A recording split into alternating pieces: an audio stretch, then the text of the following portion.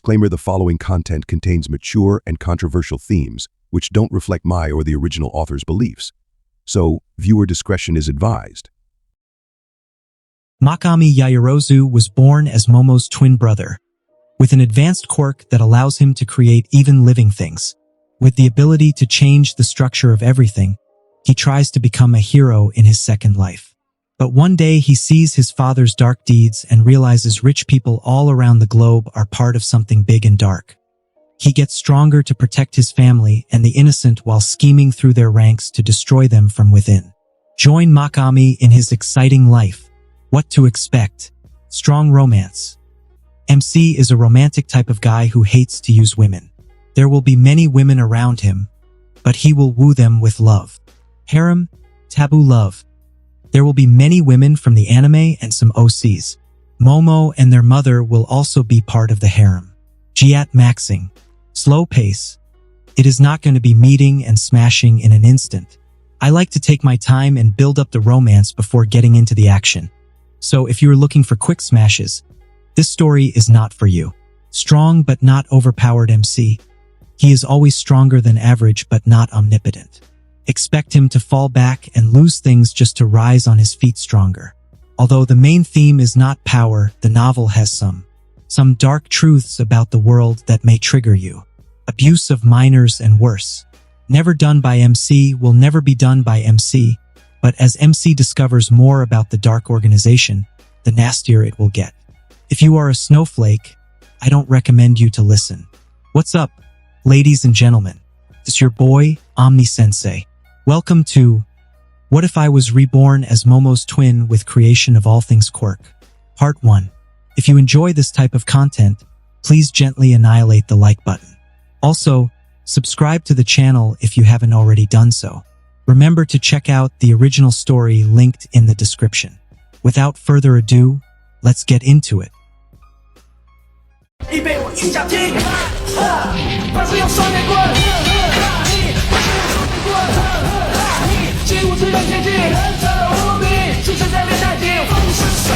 A tall teenage girl with a mature physique and long black hair tied into a spiky ponytail with a large strand hanging on the right side of her face stood in front of the classroom with a wide smile. Her eyes were thin and sharp, dark in color, and paired with short eyebrows set in a determined expression. She was wearing the standard female uniform, which consisted of a gray blazer with blue-green stripes, a formal white shirt, a red tie, a blue-green pleated skirt, black knee-length socks, and brown loafers. In her hand, she was holding a board and on it was her hero's name. She gazed to her right and smiled at the teen that looked just like her. The teen was holding a board as well, his spiky hair falling in front of his face, and much like the girl, his eyes were sharp and onyx black. His face was fair and many would admit that he was handsome. His build was muscular, but due to his young age, he wasn't buffed. Instead, he was shaped like a Greek god. My hero name is Creation Hero Creati, the girl said with all the determination she could muster. Then, she turned to the far end of the classroom. The sensei of the class was seated there.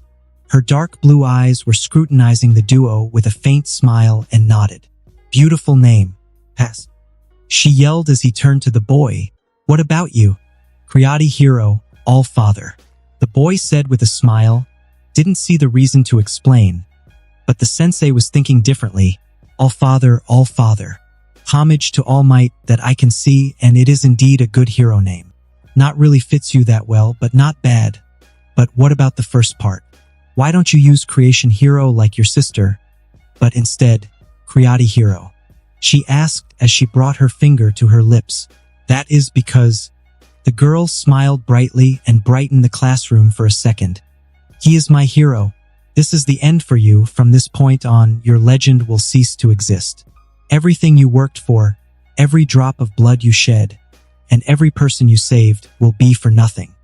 A person with a gun spoke from where he was sitting. His bald head was reflecting the dim light barely illuminating the louche room. His face was shaven, but he had a stubble, giving his white face a contrast. The gun in his hand was pointing at the teen lying on the cold ground in the fetal position. The teen's nose was bleeding, and his lips were split. There were bruises, cuts, and burns all over his face. His eyes were looking in defiance, although he knew for certain that this was the end of the road. From this point onward, he was no more, yet he couldn't stomach the idea of begging for his life. Maybe because he knew it was futile. No matter how hard he begged and kowtowed, he would die, as he caused too much damage to the person that was looking down on him. Ha! It was a long run. Really? The person sighed as he reclined. The chair cried in protest as he did so, but the man didn't mind. When I first heard your name, I thought you were nothing but a bug I could squish easily. But when you acted a second time and killed all my men and saved all those slaves we were trying to ship to that famous island where rich people went to have fun, I finally realized that you were a bigger problem than that I anticipated. But it was too late, wasn't it? By stealing from my men, you upgraded your equipment. You got weapons, computers, mobiles, and other stuff that were exclusive to us. Man, I was dumbstruck when I realized in your first 2 runs, you were using regular stuff that you bought from the market. So, when I reached that conclusion, a shiver went down my spine. I thought to myself, if that person could do all these with that inferior equipment, what can he do with the tools he stole from us? Your answer was immediate, as if you knew no sleep or hunger. Even while we were inspecting the scene of the incident, you struck again. This time, you attacked one of the headquarters. You not only killed all the personnel, you even assassinated 2 of our VIPs. That move cost us billions. Not only we had to reimburse for their death, we had to build up our reputation from the ground. But what did you do? You exposed us. You freaking exposed everything we did. Not that we care, I mind you. People are stupid. Normal folk. Ignore everything you say about us. Those a level above them suspect if the information is real or not, and those above them deny even seeing anything related to us. And a level above them is our customers. So, in a sense, all you did was an advertisement. I should thank you for that. Many reached us and used our services. After all, we supply fresh products that cannot be found anywhere else. It is a big taboo after all. But the island we own is isolated, so all those sick moguls come and indulge in that taboo. Well, all you caused was a little bit of annoyance, really. All the people you killed can be hired again. All the things you stole from us were nothing compared to what we own. And the people you saved? You just delayed their misery. In this world, we control everything. I admit, once in a while, there comes a foolish dreamer like you, who thinks that they can change the system, but they don't even know that system is programmed into people's genes generation after generation. Schools you go to, shows you watch, books you read, stories you hear, the sky you look and the water you drink, we control everything. The slave mentality is ingrained in your being, and there is nothing you can do to escape it. Well, no need to explain all these to you. Sorry for boring you with my soliloquy. I just wanted to blow off some steam. It has been a long time since I encountered someone like you. After all, Earth has been our slave for far too long, and those that can escape from the system are very few. To honor your effort, I will now end you. After that, I will recapture all the people you saved and bring them back to Taboo Island. There, they will serve our customers willingly. We do not force, we shape the minds, so fools think they are free. So long, well, whatever your worthless name is, where is this place? A faint voice reverberated in nothingness. It was endless darkness as far as he could see. Well, seeing wouldn't be the best definition, as he couldn't sense his body. He was pretty sure he didn't have eyes, and if he did, they weren't functioning. Maybe they were disconnected from his optic nerve, or maybe they were scooped out from his skull. Who am I? Should have been my first question. Now that I think, I have no idea who I am. I know that I am a human. I know that I lived on a planet called Earth before I died. Wait, I died. How do I know that? I have no recollection of my identity or my life before I died. But I do know that I did have a life and it ended. It is a strange feeling. Then again, there are other memories. Fiction? I know lots of books, movies, games, and anime. I know none of them were real, but I strangely know all the details about them. So, that also gives me lots of ideas about lots of things. For example, how do I talk to myself? Can a person who has never learned a single language talk to themselves? There was this famous quote that said, "Language shapes the way we think and determines what we can think about." If you don't have a vocabulary for scientific terms, can you think about science? I think yes. I am not completely trivializing the quote, but I don't think it is true. After all, humans add new words to the dictionary as they progress. Who am I? Should have been my first question. Now that I think, I have no idea who I am. I know that I am a human. I know that I lived on a planet called Earth before I died. Wait, I died. How do I know that? I have no recollection of my identity or my life before I died. But I do know that I did have a life and it ended. It is a strange feeling. Then again, there are other memories. Fiction? I know lots of books, movies, games, and anime. I know none of them were real, but I strangely know all the details about them. So, that also gives me lots of ideas about lots of things. For example, how do I talk to myself? Can a person who has never learned a single language talk to themselves? There was this famous quote that said, "Language shapes the way we think and determines what we can think about." If you don't have a vocabulary for scientific terms, can you think about science? I think yes. I am not completely trivializing the quote, but I don't think it is true. After all, humans add new words to the dictionary as they progress. The person who named gravity had to understand the concept. Even though the name didn't exist before him, he through understanding named the scientific occurrence and thus thought about it. Why do I even bother about these right now? Where am I and who am I? And why does the importance of my surroundings override my mysterious identity in my mind? This is the second time I prioritized that. As he was lost in his thoughts, something very unexpected happened to the mysterious person. Before that, he wasn't feeling anything. Nothing except that cozy feeling, as if he was lying in a hot bathtub. But when he felt that small hand holding his own, all his worries and troubles melted away and disappeared. Who is this brazen person committing the lewdest act to me in my most vulnerable moment? He thought, without realizing it was his twin sister, holding his hand, in their mother's womb upon feeling the restlessness of her brother. "Push, push, Yaoyorozu-san, push," the midwife shouted as she looked to the head of a boy trying to squeeze out of the confinement he was forced into for 9 months. "I am pushing, damn it," the woman screamed in pain. "This beast has the biggest head." Others in the room didn't know what to say as they heard the woman cursing her barely born son. "Almost there. Push," the midwife cried once more. Soon, the baby was out, and the midwife cut his navel cord before she passed him to a nurse waiting at the side. Now the other, push. The nurse looked at the baby with heart-shaped eyes. This might be the cutest baby she had ever seen. The onyx black eyes that were looking back at her with intelligence in them looked adorable. So much so that the nurse wanted to kidnap the kid. No, I have my Izuku-chan. Although you are very cute, my Izuku is way cuter." The nurse plucked her lips as she washed the baby. As she was finished with that, the second baby was born, so she delivered the boy to his expecting mother and grabbed the girl to wash her. But only when the cries of the girl reverberated in the room did she realize something crucial. Why didn't the boy cry? She looked at the boy in dread to see he was giggling at his mother. Ignoring the weird situation, she walked to the tub to wash the girl and delivered her to the mother. "Mokami, Momo, my babies." The mother smiled brightly as she looked at her 2 children. While she was doing so, the boy was going crazy. "Yaoyorozu? Izuku? Momo?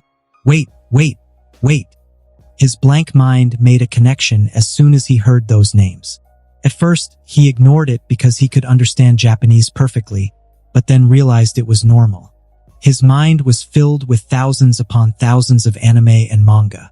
Of course, he could understand the damn language.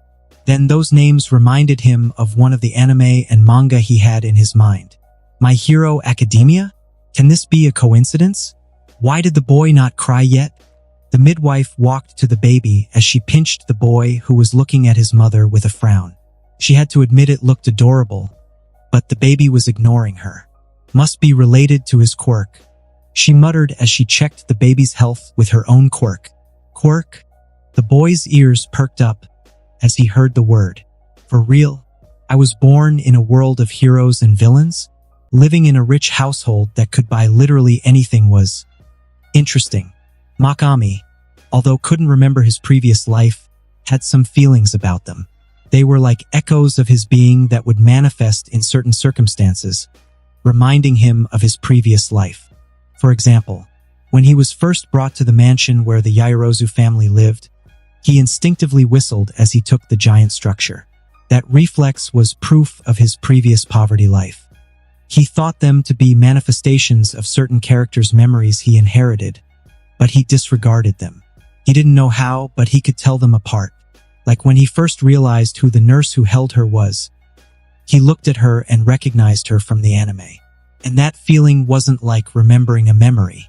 It was as if that information was somehow stored in his mind, and he could recall or connect to them at will. It was a different feeling than his reflexive actions. So for now, he was certain his personality wouldn't be shaped by those stored memories. After all, personality could be defined as a summary of experiences mixed with chemical X being the genes and some other factors that couldn't be explained. According to one study, a baby was born with at least 400 psychological issues, and through experiences, the personality would shape further. That could range from being beaten by a belt to watching a scary movie in early childhood. That was also the reason why there wasn't a parenting guidebook, because no two individuals were the same. Treating them exactly the same wouldn't bore the same outcome. So, his first worry, as he learned he was filled with lots of fiction, was how that would affect his mentality and personality. Upon realizing they had little to no effect, he sighed in relief. After all, leaving aside some of the vanilla ones, some of the shitty fiction in his mind could cripple his humanity in a heartbeat and set him towards the path of a psychopath in a flash. But he was good. That was because he felt a closeness to the baby lying beside him in the extravagant crib. The same went for the woman who was smiling at him at the moment. "Moka-chan, you are so cute, and never cry. You are going to be a dependable big brother for Momo-chan and make Ka-chan super-duper happy," she said as she softly touched the boy's exposed tummy. "Take your hand away from my soft spot, woman." Mokami lashed out, but all of those manifested as giggles, encouraging the woman to do more instead. "I am pathetic." Taking a closer look at his mother, he realized she was a first-class beauty. Although she had never appeared on the show, he could still see that Momo's beauty was inherited from her mother. She had onyx black eyes much like her two children, but it was round instead of sharp. It was safe to say that the sharp features came from their father. Her hair was as spiky as the children's and had fair skin. All in all, she was a beauty. Speaking of a devil, a man walked into the room. Mokami looked at the frowning man in displeasure. Freudian issues? He questioned himself as he tried to understand why he felt disgusted towards the man. He was tall, almost 2 meters, with broad shoulders and a fit body. His sharp eyes and dark eyes looked similar to his wife's. Although shaved, Mokami could see that his hair was dark as well. He had a bit darker complexion, but all in all looked similar to the adult version of Mokami. "Welcome home, dear." His mother greeted the man but didn't approach. The man only guffawed in response and walked towards the crib. His eyes penetrated into both, but didn't give away any affectionate emotion if he was feeling any. He realized the bastard's gaze locked onto Momo for 2 seconds longer than his. "Aren't they the cutest? Cuteness is worthless." The man snorted. "My only hope is for them to succeed in my company. Not that I have high hopes, since they will inherit your worthless quirk. I only hope their quirks will manifest in something that can be helpful for the family." "As you say, dear," the mother said with a sad frown. And Mokami understood why he hated this man. He was an abuser, an egotistical bastard who made everyone around him live hell on earth by psychologically pressuring them. He used, manipulated, or outright purchased people for his gains, and used them as he saw fit just because he was rich. "Why do I feel so much hatred?" he asked himself. It was even more so than when he first had these echoes of his previous life. Every cell of his little body screamed in murder. It has been 4 years since he was reborn in this world. Mokami, for the most part, got used to living in a big mansion with lots of maids, a truly caring mother, an adorable/annoyingly cute sister, and a bastard of a father. He learned the background of his new family better as he lived his days. For starters, his father, Yozo Yaoyorozu, owned a big chunk of I-Island's shares with other side businesses. so it was safe to say that they were filthy rich. So rich that even if they stopped all their money-bringing activities and lived a life of debauchery, they would still have money for the next generation. Of course, being a greedy bastard, his father thought differently and still worked every day and ignored his family. It was cool because Mokami hated the guy, so the less time he spent with him was better. Instead, he focused all his effort on his mother and sister and truly connected with them. Momo accepted him as a big brother and called him Oni-chan as soon as she learned how to pronounce it. Although in early years, she called him Omicha, Mokacha, and other cute names as she couldn't pronounce the words. Mokami couldn't recall those days without going full session of adoring. Since the status quo was established, it was Momo who followed Mokami around and learned from him. He didn't know why, but he was always respectful to servants in the mansion. His mother was polite and his father was outright rude to them as if he was their master. But since Mokami was truly respectful, Momo learned from him and never disregarded them, making all the servants truly appreciate the duo. Mokami, from time to time, acted like a child, but he didn't find it odd. He knew he had a past life, but he knew almost nothing about it. How old was he? What was his worldview like? What was his gender or orientation? He knew nothing. He could feel that he was male and he was straight, but nothing was certain. Thus, growing up as a baby, he thought it was normal for him to act like one from time to time. Although he was more mature due to all the information stored in his mind, it was perfectly normal for him to act his age. This also covered his wants. He felt love towards his mother and sister, and he knew there was something more deep inside him. The idea of having feelings for a child put him off for a long time, but he was a child as well. Not like he wanted to shaboink. He just felt really close to them and might consider more as they grew up. Not like he was an adult whereas the other party was a child. Sure, he was more knowledgeable and mature, but that didn't mean he was preying on them. From the day he realized he was in My Hero Academia world, he knew he would want to fool around with many of them. When he first saw Inko, that urge blossomed deep inside of him. And as he grew up, he started to have these feelings for others as well. His mother, Mika, was also the cutest mother a child could ask for. Although it was certain by now that his father married her for her beauty, she wasn't stupid nor useless in any sense. She had a company of her own that produced jewelry by altering valuable stones' molecular structures. It was a downgraded version of Momo's Quirk. Although she couldn't change the dirt into diamonds, she could pretty much purify valuable minerals into purer forms by buying gold, diamond, emerald, ruby, and such shiny stones and increasing their quality and forming them into beautiful accessories. She created a solid business. Compared to Yaoyorozu fortune, it was a drop in the ocean, but compared to a 9-to-5 everyday worker, she was filthy rich. The bastard father, on the other hand, had a tad different quirk. He could enhance his body by using fat in his body. The most obvious usage of this quirk was enhancing the muscles, but it took too much in the return for too little. Thus, the bastard used it to enhance his brain and neurons to exalt his speed of thinking. That was how he excelled in business and created a fortune.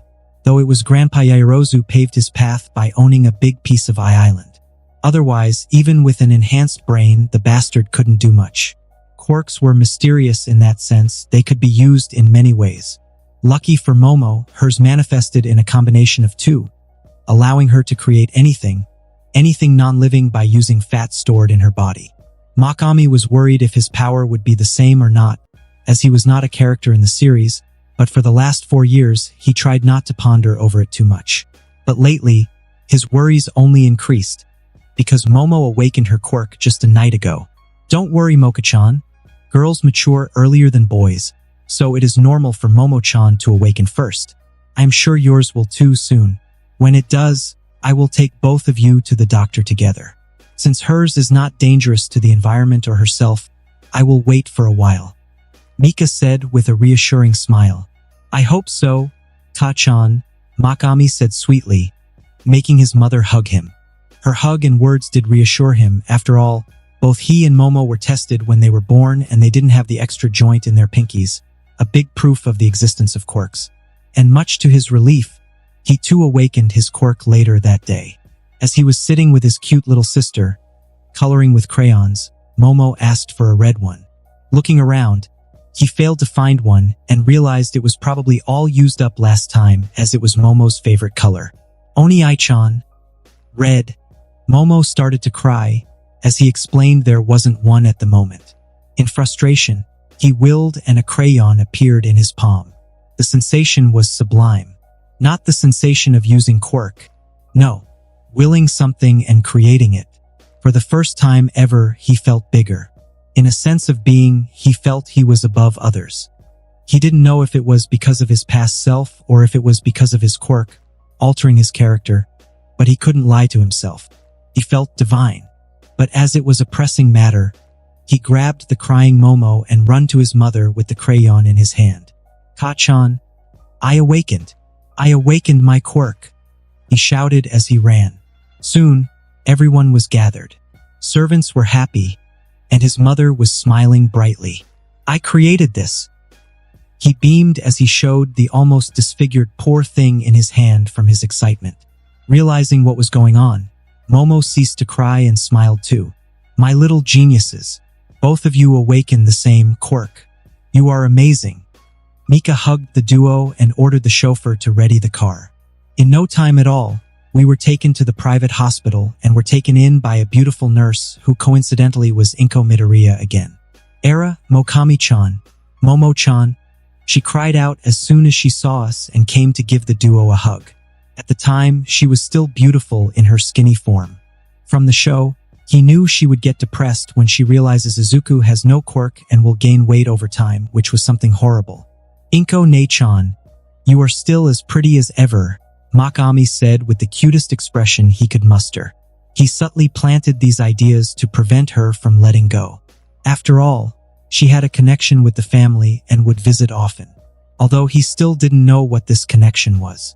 She was there during the delivery and would visit from time to time with the midwife, who he later learned was actually an expert in medicine and was on Yaoyorozu payroll to do regular checkups. With her healing-related quirk, she worked for the family for years. "Ah, you are still the cutest." Inko pinched Mokami's cheek as she looked at him with stars in her eyes. "Ahem. Inko, is the doctor in the room?" Mika asked frowningly. "Oh yes, Mika-san. She is waiting for you," she answered embarrassedly as she opened the door. Mika took the children in and greeted the old lady sitting behind the desk. As the trio entered, Inko announced from the entrance and closed the door. "Yaoyorozu-san, I heard the good news," she said as he looked at the boy and the girl. "Yes, Higuchi-san. Mokami too. Awoke a few hours ago," Mika answered as she patted him on the back of his head. "Good, good. Let's test them, then," she said as she conducted several tests. And to say that they were elaborative would be an understatement. She even tested how much fat tissue Momo and Mokami used when creating different things. Which begged the question, how did Momo and Mokami create things in the first place? In Momo's case, when she first awakened, she was playing with toys and created a missing puzzle piece. In a sense, it was a simple concept.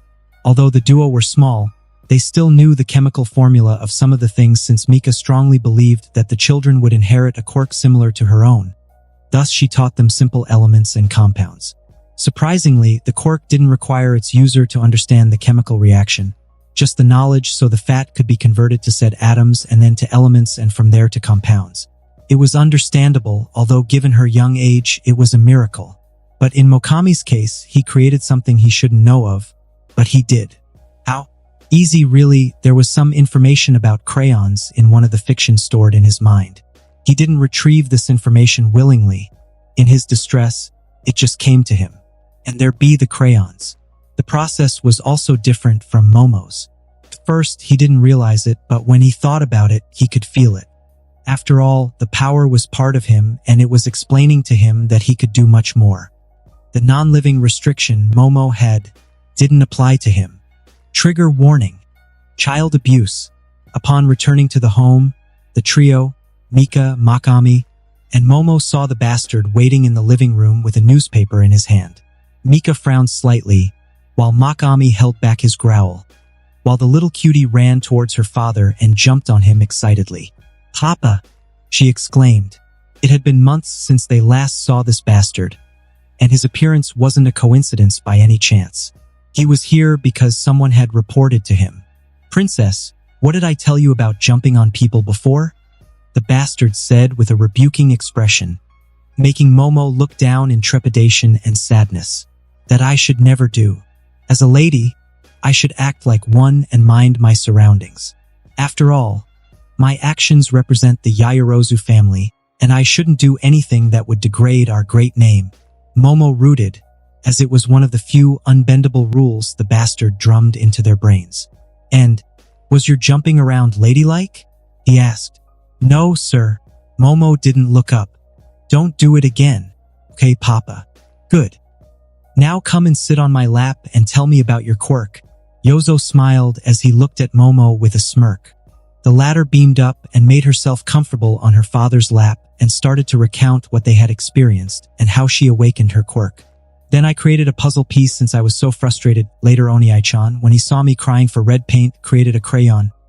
The old lady at the hospital did many tests to see how much fat tissue we need to create different items and how much knowledge we need to know to create them. It seems like both I and Oniai-chan have the same quirk, and we can create almost anything so long as it is not a living thing. She finished her report from where she was sitting. From beginning to end, the bastard never even showed any expression on his face, only listened.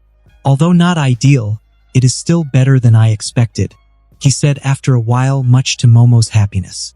She was worried to hear their father would be disappointed in the quirks they had awakened. Though it will cause some troubles. What do you mean, dear? Mika asked. But she lowered her gaze when she saw the bastard looking at her with disgust. You don't have to think hard with that beautiful head of yours. Just be a good wife and take care of your appearance. He snorted as he held Momo's waist and moved her on his lap to make it more comfortable. Mokami was too busy to hold back his growing anger. He failed to hear the car engines shutting down in the garden. Not long after, the main butler of the mansion walked in and reported, Master, Japan Quirk Supervision Agency, with a representative of World Quirk Supervision Agency, are here to discuss young master and young lady's quirks. Take them to the meeting room, Yozo said with a frown as he stood up with Momo in his embrace. Let's go. Mokami was pulled out of his stupor as he followed his father. He had never heard about these agencies in the series, so he didn't know what was going on. But it was probably something to do with what his father said.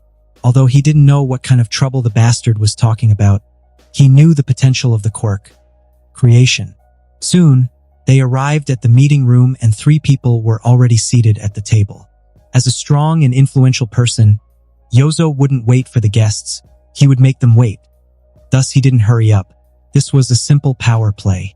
He also didn't greet them upon entering the room but walked to the head of the table and sat down.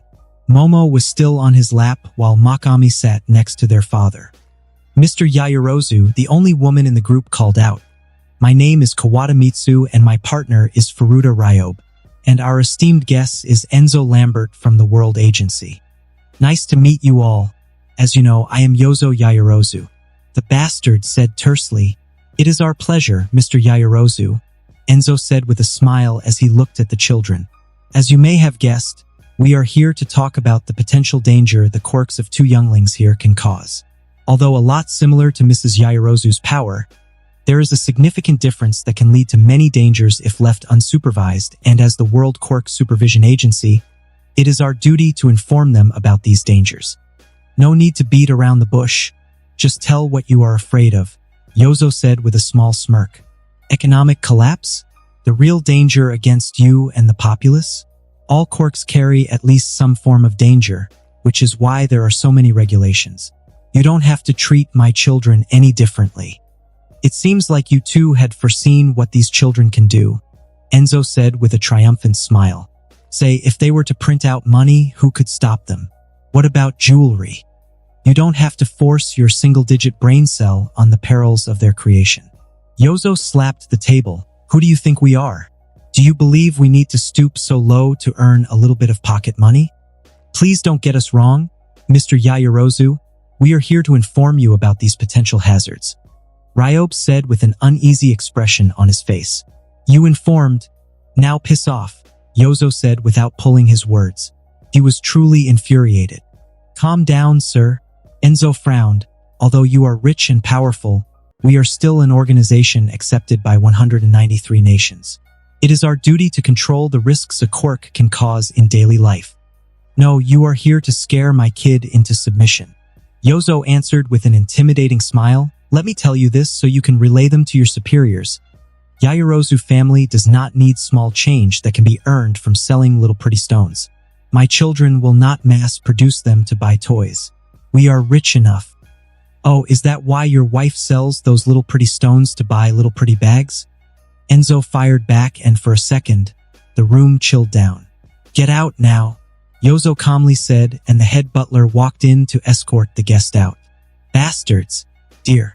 Mika walked in as soon as they left and looked at them in worry. I told you many times to drop your childish hobby. Did you see what you caused? Yozo shouted. I am using my power to excel in business. What I am doing is not illegal. Mika answered, although she didn't look into Yozo's eyes. I don't care. You will shut down your company and be a good little wife and sit at home. Mika cried as she dashed out of the room. Yozo was still holding Momo's waist. Mokami was too distracted about what was happening. And when he heard his mother cry, he looked at the bastard and saw him holding Momo on his lap. But the weird thing was the flushing face of the latter. At first, Mokami thought his sister was afraid and sad. But when he focused, he realized that wasn't the case. In fear and denial, he lowered his gaze and focused on his father's lap and saw a tent. What the hell do you think you are doing? Mokami asked in disbelief as he looked at the bastard in bloodlust. Oh, you know what this is? The bastard wasn't ashamed nor panicking. He was only surprised to see a 4-year-old knew what was going on. Drop her now, Mokami shouted as he slowly walked towards the bastard as a black light shone on his palm. Oni-chan. Momo looked at him with her big eyes.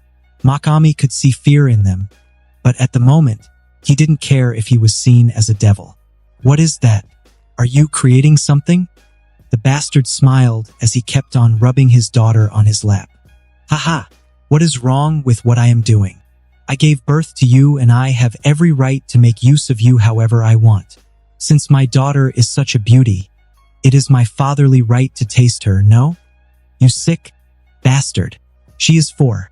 Mokami's brain pounded in his skull. For a strange reason, he was filled with hatred and rage. The rich bastard's mentality was so twisted. It made him so angry, he wanted to destroy him right there and then. Heh, she wouldn't be the first child I tasted, the bastard muttered. Wasn't worried about admitting it in front of his son. But this sentence was the last drop for Mokami. In the next second, he was upon the bastard and his hand touched the bastard's head. Yozo's eyes lost their focus, and his hands that were holding Momo dropped down. Momo's face was on the table for a while now, but Mokami didn't know what was wrong with her. At the moment, he was too obsessed to kill the bastard, and for a second, he really thought he killed his father, but in the next, his eyes revolved in his scara and focused on him. Although they looked normal, Mokami could see there was emptiness behind them. You will not disturb us ever again. From now on, you will only work and earn money for me, Momo, and Mother. You will not hurt any of us physically or psychologically. You will protect us against all odds. Furthermore, you will never touch another woman inappropriately, especially a minor. Mokami hissed without knowing why he was doing so.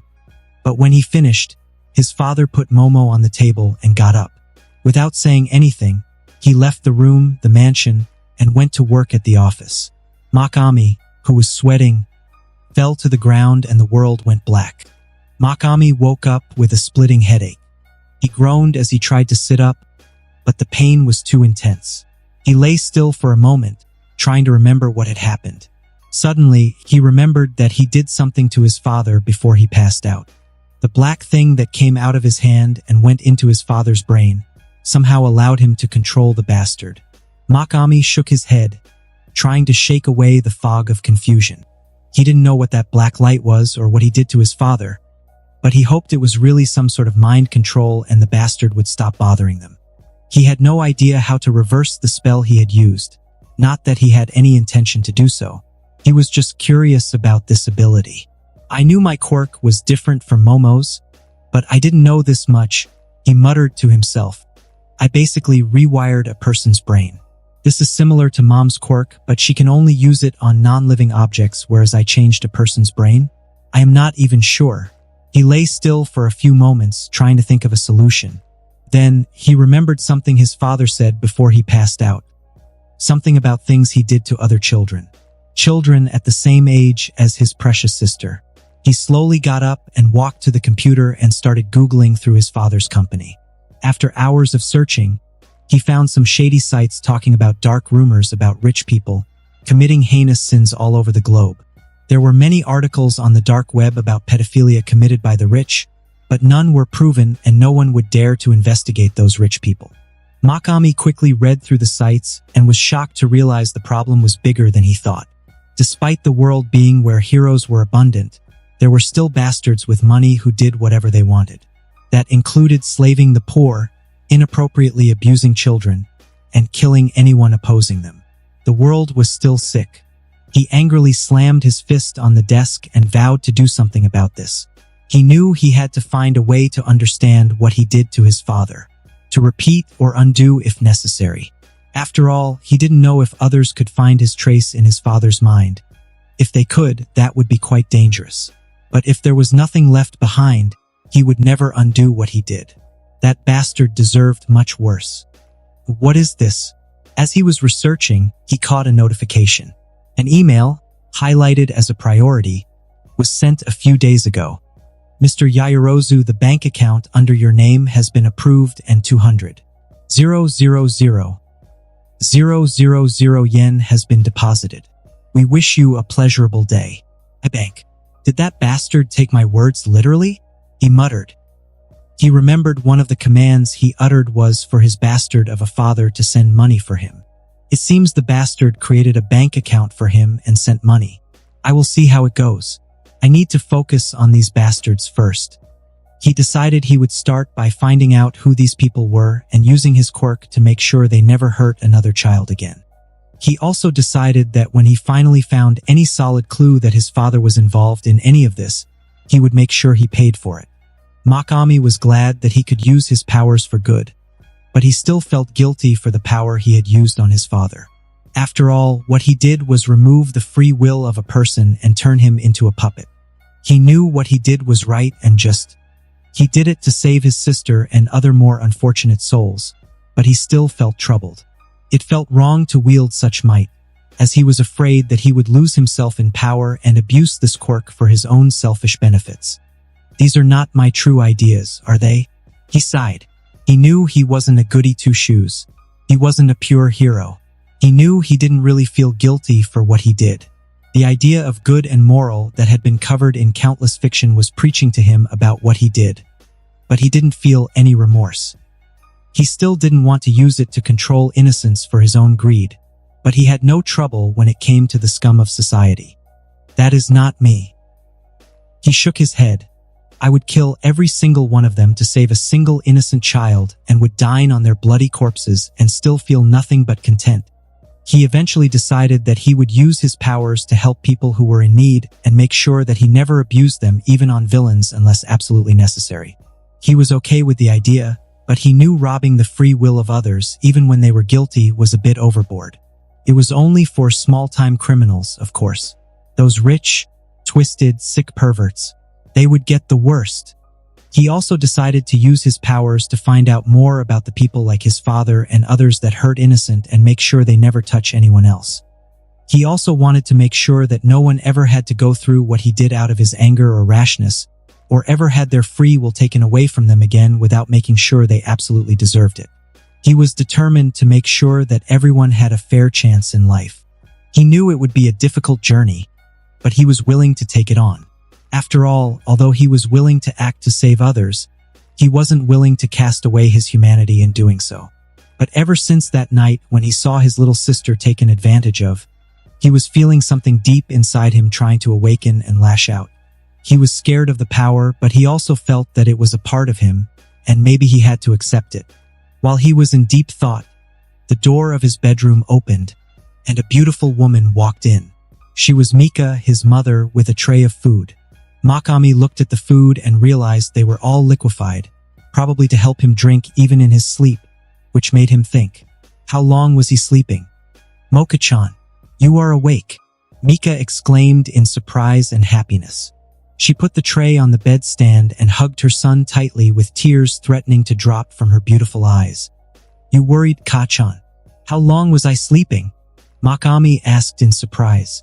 From his mother's reaction, he could tell his sleep wasn't short. Mika sighed. "It's been 2 weeks, Mocha-chan. We were so worried about you." She kissed his forehead and wiped away the tears that had started flowing down her cheeks. Mokami's eyes widened in shock. 2 weeks. He had slept for 2 whole weeks? He couldn't believe it. "I'm sorry, Ka-chan," he said softly, feeling guilty for worrying his mother so much. Mika smiled and shook her head. "It's all right, Mocha-chan. All that matters is that you're awake now." She gave him a warm hug before getting up to help him eat the food she had brought in for him. After eating, Mokami felt much better and was eager to catch up on all the time he had lost while sleeping. He thanked his mother again as he started to ask what had happened. He had to learn the story from their side so he could act accordingly. After all, Momo was still in the study when he used his powers on his father.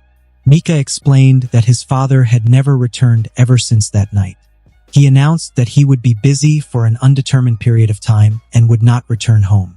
She had no idea what he was doing and where he was going. All she knew was that he wanted Mokami to take care of her in his absence. Mokami nodded solemnly, understanding the gravity of the situation.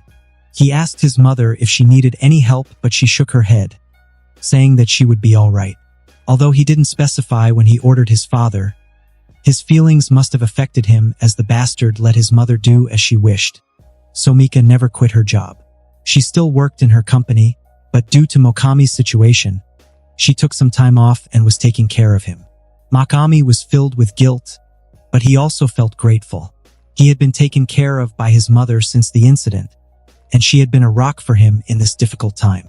He thanked her for her support and promised to do whatever he could to help her. He then asked what happened with his father, but Mika didn't know much about it either. All she knew was that he had left without saying goodbye or anything else. She said that she would try to find out more information on his whereabouts and promised to keep Mokami updated if she found out anything new. She thought he was missing his father, only if she knew how mistaken she was. Mokami wanted nothing to do with that bastard. Mokami nodded and asked about Momo. Although they were both 4-year-olds, Momo was still a child, so she probably didn't know much about what happened. And what his mother said supported his belief. Surprisingly, when he started to shout at his father, Momo got scared and later, she passed out. And she didn't remember anything else about the night. Mokami was relieved that Momo hadn't been exposed to any of the violence that evening. He thanked his mother for taking such good care of them both. Mika nodded and told him not to worry, as she would always be there for him and Momo no matter what happened. She then went on to tell him that he should focus on having fun and slowly discovering his abilities. He had just awakened his quirk and he had a lifetime to discover his power and what he wanted to do with it. Mokami agreed, thanked his mother again, and promised to do his best. He then said goodbye and hugged her tightly before leaving the room. Although Mokami still had many questions about what happened that night, he felt comforted knowing that had the support of his mother and would always have someone to turn to in times of need. What was the black light that came out of my hand? Mokami asked himself as he gazed at the ceiling from where he was lying. I know my quirk allows me to create anything by turning fat into the matter so long as I know the atomic formula.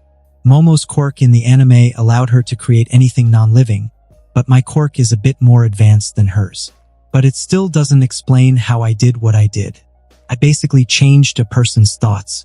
In a sense, I restructured his thoughts and personality, which is not far from Ka-chan's ability, but it is also a bit far-fetched. Mokami thought to himself as he tried to make sense of what had just happened. He had never seen a quirk used in such a way before, and he was still trying to wrap his head around it. He was sure that if he could understand how he did it, then he could use it again and perhaps even control it better. He closed his eyes and tried to remember the sensation he felt when he used his quirk. He remembered the warmth that spread throughout his body and the feeling of energy coursing through him. He also remembered the sensation of power, as if he was in control of something that was beyond his comprehension. Anger, hatred, helplessness. At the time, when he saw how his father was admitting his wrongdoings without caring about him and acting like a bastard without any guilt, he felt something deep within him boil in rage. He knew these feelings came from the past self that he couldn't remember anymore. He knew he hated his father for those feelings and acted out without thinking through, and in the end, he did something amazing. Something he thought would be impossible. He reshaped a person's thoughts and decreed him to act by his orders. It was almost like hypnotism, with the person under hypnosis prompted to do as the hypnotist said. He was sure that something like that was possible, and this was the very first time he'd used his quirk in such a way. Mokami used to think of his quirk as a destructive force, but now that he thought about it, the potential it had was very versatile. He could use it to heal and to create anything he wanted. He wasn't limited to creating mundane things to battle with them. He could change the reality of his enemies to do his bidding. He wanted to become a hero, he truly did. After all, what better occupation was there in this cursed world? He could either settle down for a mediocre life, although admittedly a very rich one, or he could take control of his fate and become one of those that stood at the top of the world. A hero that could instill fear in bad people. Just his name would deter any person with evil ideas. He would like that. Maybe if he didn't know the darkness of this world, he would settle down to live in richness, but seeing his bastard of a father and other rich people acting wantonly without any remorse, he decided to set on the path of a hero and fight rich and power with power. If I, one of the richest men on earth, become one of the strongest heroes, who can stop me? He clenched his fist. He was sure that the only way to reach that goal, however, was to know everything there was to know about his quirk. The potential of it was very enticing, and he wanted to know why that was so. He still couldn't figure out why his power was different from Momo's, but he still had time to figure it out. Mokami rose from his bed and stretched out his stiff body. Since this was the first time in his life that he accomplished something that made even feelings inside of him proud, he felt as if he had a new lease on life. A new beginning. He let out a small smile and walked over to the bathroom that was connected to his room. After his long shower, Mokami came back to his room wearing a fresh set of clothes. He looked at the clock by his bed and saw that it was just past 8 o'clock in the morning. He was feeling lazy, but with his newfound hopes, he shook it off. He walked out of his room and went to the kitchen. He grabbed a glass of water and gulped it down in one go. Then he looked at his father's study. He wanted to go and check out every nook and cranny, but he knew it was futile. The bastard wouldn't live behind any evidence in the mansion. I should start training. With Momo if possible. From what I remember, she was quite weak and insecure in the series. I have to instill self-confidence in her and make her a good heroine that can stand by my side. She is smart and brave, and I will make sure she squeezes every drop of her potential and becomes the best version of herself by the time we join Yui High. Mokami muttered to himself as he walked towards his mother's room. Mika was probably inside, so he would ask her to hire private tutors for Momo and him. Mokami entered his mother's room and saw her sleeping on one of the couches. She was probably tired because she was worried sick about him. He was asleep for 2 weeks after all, and that must have placed the burden on his mother. Mokami felt guilt and warmness in his heart. He knew Mika loved him very much, and luckily the feelings were mutual. He really loved his mother and sister. It's great to have both of them in my life, Mokami thought to himself. Mokami walked up to his mother and tapped her shoulder. He shook her lightly, and she woke up blinded by the sudden light. She was still half asleep. Mokami whispered as he gently grabbed Mika by her shoulders and shook her. "Ka-chan, you will hurt your neck if you sleep on this small couch." "Ha! Wadash! Mokami, you're awake. Oh, thank goodness. I was so worried. You were sleeping for so long. I thought you would never wake up." Mika mumbled as she opened her eyes to see her son smiling at her. "All right? I saw you awake a few hours ago. I am a little bit drowsy." "Where is Momo?" Mokami asked as he looked around the room. His mother told him that Momo had been sleeping with her ever since that night. Something must have scared her terribly for her to act like that. "Oh, she went to Nijire-chan's place already. She's been going there every day lately, but never a day has she failed to visit you." She too was worried sick about you and would sneak into your bed every night. You have that sister of yours who beat you in the dedication department. There's no doubt about that. Mika chuckled and stroked her son's head.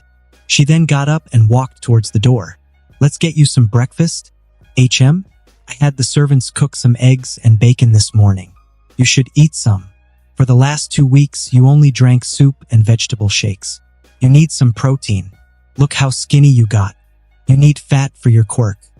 Aren't you hungry? You haven't eaten anything, right? Mokami asked as he followed his mother. I ate something in the morning, Mika replied as she made her way to the kitchen. I am just worried about you. You wouldn't wake up for anything. You were so close to a coma. I am glad you're fine. Thank you, Ka-chan. I am glad I'm fine too. Mokami replied with a small smile. Here, Mika grabbed a plate, scooped some eggs and bacon on it, and placed it on the kitchen counter. She then filled a glass with bottled water and placed it right next to the plate. Eat slowly, you haven't swallowed solid food for a long time. Mokami took a bite out of the eggs, chewed, and swallowed it. It's good, thank you. Don't thank me, thank the cook. They've been cooking for you. Mika chuckled. I will thank them later. Mokami smiled. You want to know what happened that night? Of course I do. You were in a coma for 2 weeks, and I had no idea what happened to you, Mika said as she sat down beside her son.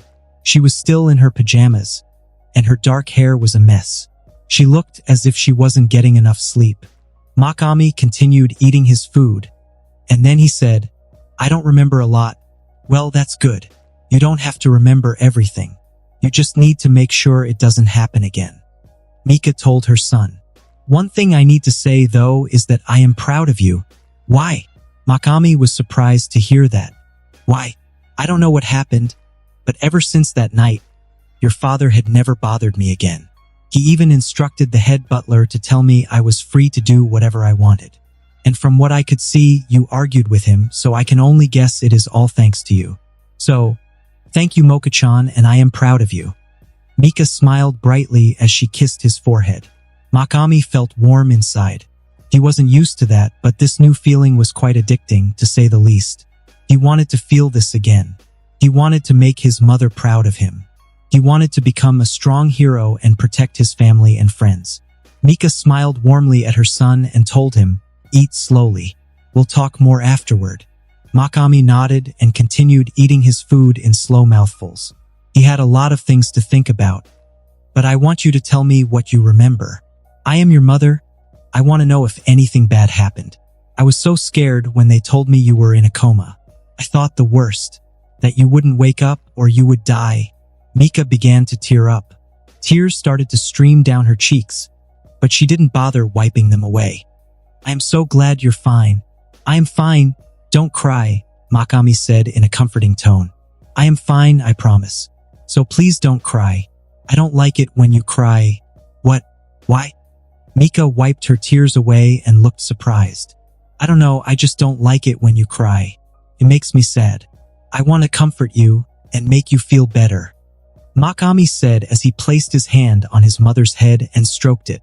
I want you to know that I am here for you. I will always be here for you. I want you to feel safe. Why you do? Mika was stunned and confused. She never thought her son was capable of saying things like that. It made her heart pang in guilt. He was still 4 years old, but he had to grow up to protect her. Although he looked adorable when he was serious and when he reached to pat her head, she could see that he was burdened with all these emotions no 4-year-old should have. Yes, but I am still young. I need to work hard to get stronger, so I can always protect you and Momo-chan. Mokami answered with an assured tone. You will, Mika said as she wiped off her tears. She took a deep breath to calm down. So, what happened? When I heard how that BA, he talked to you, and how he was acting as if you and Momo-chan was just beautiful figurehead, I felt anger boiling inside of me, so I confronted him. He didn't like it and thought I was disrespectful and wanted to beat me up. But Momo's cries calmed both of us down. I unintentionally created something, I think, to protect Momo. Then it was all black. I guess when he saw my outlash, he realized his mistakes and left. Mokami told a plausible story. He couldn't tell anyone what he did. He could never admit what his powers caused. It was better for everyone if no one ever knew. Mika looked at her son and saw his eyes filled with determination and warm intentions. She believed every word he said. She was sure Mokami would protect his sister and never let anything bad happen to her ever. Ka-chan, I want you to hire a private tutor for me and Momo-chan to learn combat and how to control our quirks better. I decided to become a hero, and I am sure Momo-chan would want the same, so we can make the best use of our powers, Mokami said with a resolute face. He knew he was young, but he wanted to become strong so no one would be able to bully him and his sister. He wanted to help people who were in need. To do so, he needed power, but his quirk wasn't combat-oriented. Although power-wise it was broken, after all, if they wanted they could create bombs to blast a building, it wasn't always most appropriate.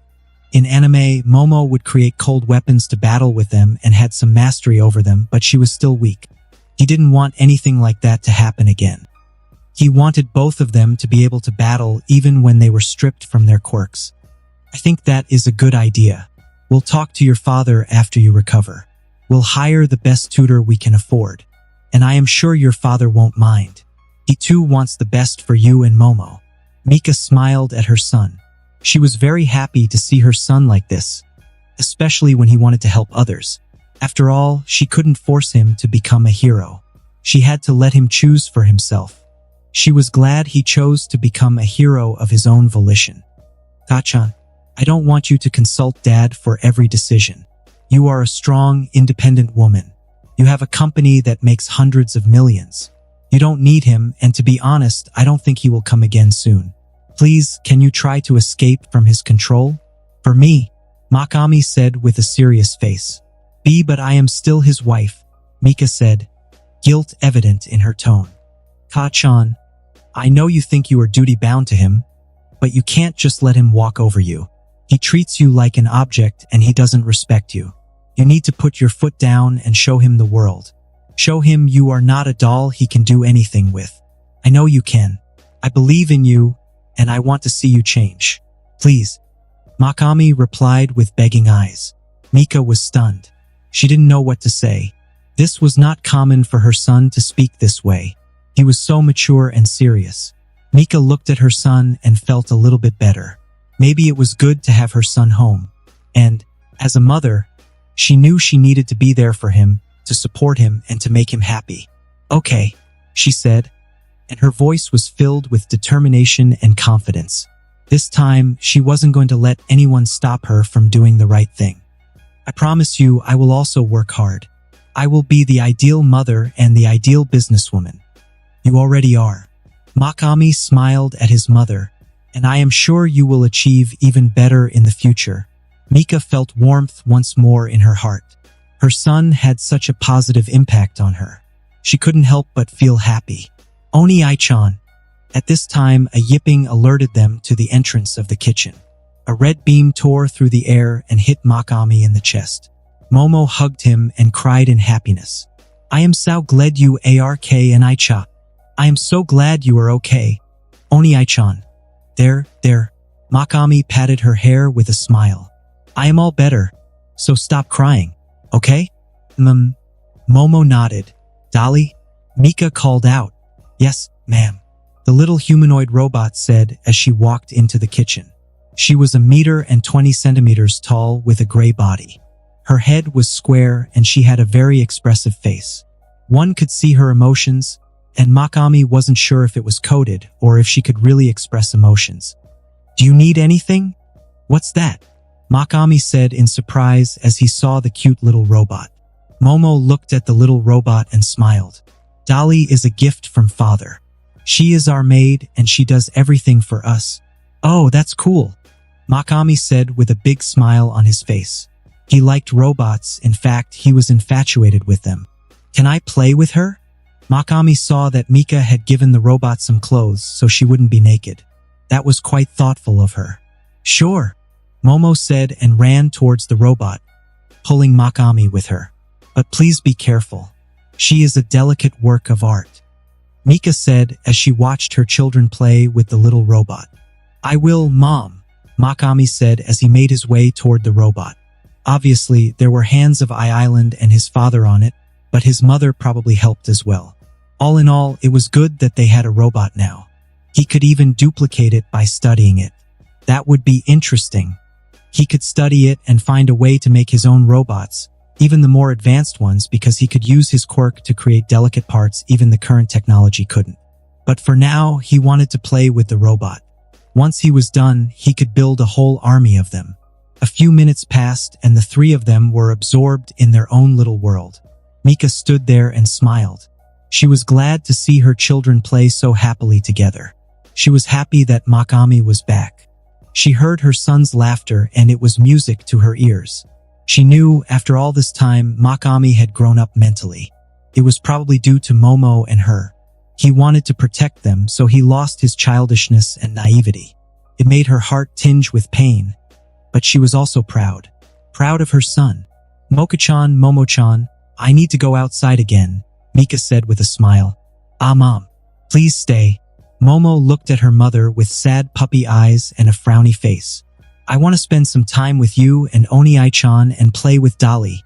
I know, but I need to get something. I'll be quick. Okay? Mika said. Momo-chan wanted me to hire tutors for both of you, so you two can become great heroes in the future. You would like that, right? Yes, I would. I want to become a hero. Momo jumped up excitedly. Work hard. Mika smiled and left. So, Dolly, can you be my maid too? And you can take care of my sister? Mokami asked the robot with a smile. Yes, master. Dolly will serve you and your sister. The robot replied. Is there anything you want me to do for you at the moment? Well, could you bring some milk for us? Mokami asked the robot. Hi, master. The robot replied and walked towards the sink to grab some glasses. Thanks, Dolly, Mokami said. Dolly walked toward the fridge to get glasses of milk when the doorbell rang. Ah, doorbell, the robot said and dashed toward the door, but crashed into it instead. Dolly, watch out. Mokami ran to the robot and grabbed it before it hit the ground, but all that did was hurt his hand and make him drop the robot. Ugh, the robot said as it fell to the ground. Dolly, are you okay? Are you broken? Mokami looked at the robot, worried. Ka-chan will get mad at me if you are broken. I am just fine. I am sorry for the inconvenience, master. The robot said as she fixed herself up. It's okay, but be careful, okay? Mokami replied. Also, the head butler will answer the doors, so from now on, ignore the doorbell unless you are asked otherwise, okay? As you will, master, Dolly answered and went back to the kitchen. Hello, I am Tadashi. I will be your martial arts instructor for the time being. A well-built man said from where he was sitting. He was on his knees and looked intimidating. Momo and Mokami were sitting across from him. I will teach you mixed martial arts that can help you in various situations. After all, real life is not like staged fights. Your opponents can use many tricks and you should be ready to counter them all. Thus you will learn multiple arts, and we will spar regularly to instill them in your muscles. Hi, Sensei. Mokami and Momo said at the same time. Good. Now, why don't you introduce yourselves to me? Tadashi said with a smile. I am Yaoyorozu Momo. I am 4 years old, and I would like to be a great heroine one day. Momo started. Mokami. I am her brother and would also like to be a great hero. Mokami followed. So, you two want to be heroes. It's not an easy path to take, you know? If you make it, then you are considered a celebrity, and everyone will know who you are. Your friends may envy you, your enemies may hate you, and the media will harass you, not to mention all the fighting villains. So you have to be prepared for all of that, really. Tadashi said, Don't worry. Mokami said, We are ready. To be a hero for the sake of others is a good thing. Hi, Momo added. Well, that is the spirit, Tadashi said with a smile. Now, I will teach you martial arts from now on, and you will do your best to master them all. I will give it my all, Sensei, Mokami said. As will I, Sensei. Momo cutely followed suit. That is a good start. I will now teach you a few methods that can help you if you were attacked. First off, you must be sure you'll block the attack correctly. The enemy will not give you a second chance, and so you must absolutely be sure that you do it right. That is the most important advice that I can give you, so remember it. Always be aware of your surroundings, understand? Hi, Sensei, Mokami and Momo said. The first thing you have to do is get away from the enemy as soon as possible. A fight is useless if you do not need to fight them. Once you have enough distance, you can start looking for ways to counterattack. The best way to counter is to strike where it hurts the most. Eyes are weak points, so you should aim for them. Also, you should aim for the joints of your enemy, breaking them. I will show you an example. Tadashi said and placed a martial arts dummy. Now watch closely. This is an effective attack to strike the dummy and quickly attack weak points to neutralize your enemy. Mokami, Momo, you are both doing great. Mika thought as she watched the two of them train. She was very proud of her children. They were really growing up. Mokami was going to be a great hero one day. She just knew it. Mika was going to watch over him and support him. A few months passed and Tadashi had already finished teaching Momo and Mokami a few basic moves. He had also finished basic self-defense for both of them. They had begun their first session of sparring and were taking to it quite well. Mika was right. Mokami wasn't like other children. He acted like an adult that was determined to do anything necessary to protect his family. It made her proud and sad at the same time. Sad because he had to cast away his childhood. Proud because he was so considerate. Tadashi then struck the dummy with his knee, breaking it. He then disarmed the dummy with a kick. You see, the knee is an effective way to attack the dummy, but you should punch it with your fist if you want to keep your mobility. That's the best way to do it if you don't want to give away your steadiness. Tadashi said as he grabbed the dummy's head and placed it back. Now repeat after me. Leg, fist, leg, fist. Momo started. Fist, knee. Mokami continued. Leg, fist, knee, kick. Tadashi said. Leg, fist, knee, kick. Momo happily followed. Good job. Now let's try to do it with the dummy. If you do it right, the dummy head should come off and you should break one of its joints.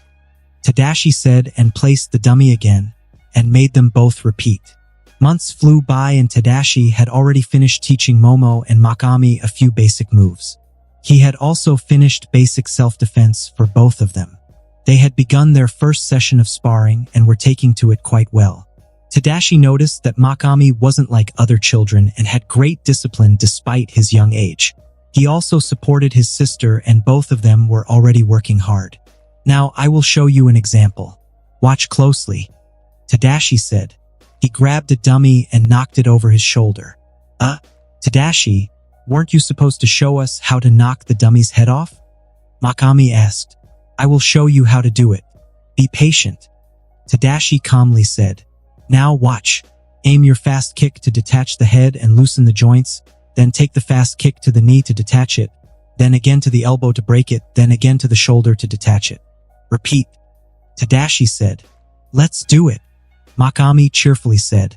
Leg, fist, leg, fist. Momo followed. Fist, knee. Tadashi said. Leg, fist, knee, kick. Mokami too repeated. Good, now that we covered the basics, we will continue with the advanced arts. Starting with Muay Thai. Tadashi said as he put the dummy away. Wow, cool. Mokami said as he saw the things Tadashi showed. Now you will sit on this mat and watch me as I give you my bits of advice. You will then practice by yourself in your own time. Tadashi then sat across the mat that Mokami and Momo were sitting on. Yes, sensei. Mokami and Momo said at the same time. First off, Muay Thai is a simple yet effective martial art that can be used in battles. It is a very effective way of landing a punch without getting injured. Tadashi started. A technique that can be used in battle? That's good. Mokami expressed. Yes, it is. So, the key to hitting your enemy is your stance. Tadashi said as he stood in front of Mokami. Muay Thai is a martial art developed in Thailand.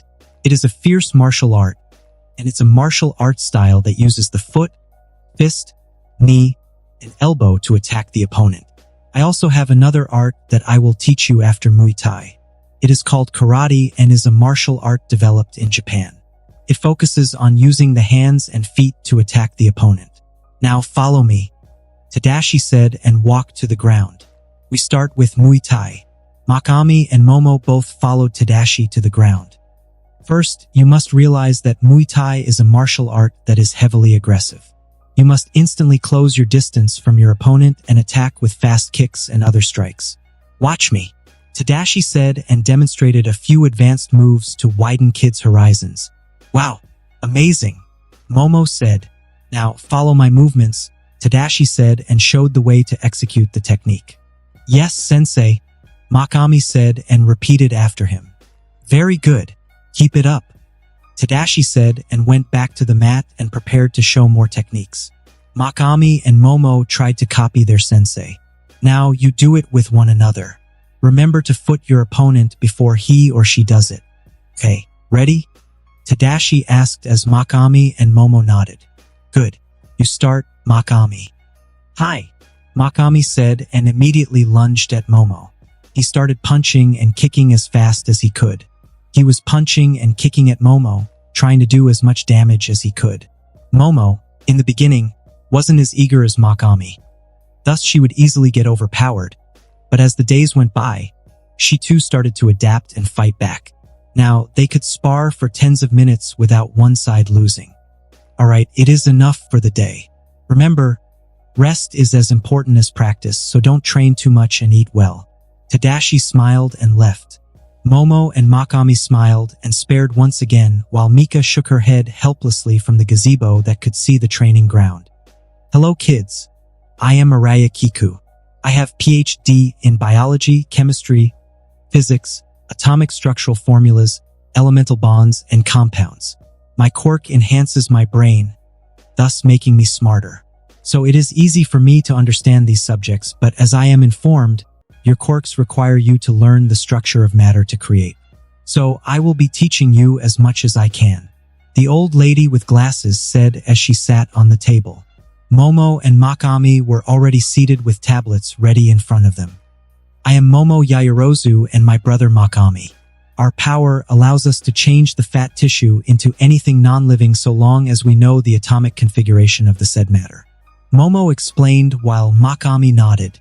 Alright then, let me see what you can do, Araya said as she took out a piece of paper with atomic symbols on it. I need a pencil, the sensei requested and pointed at one of the pictures with a structural formula. Okay, Momo answered and focused and channeled her powers.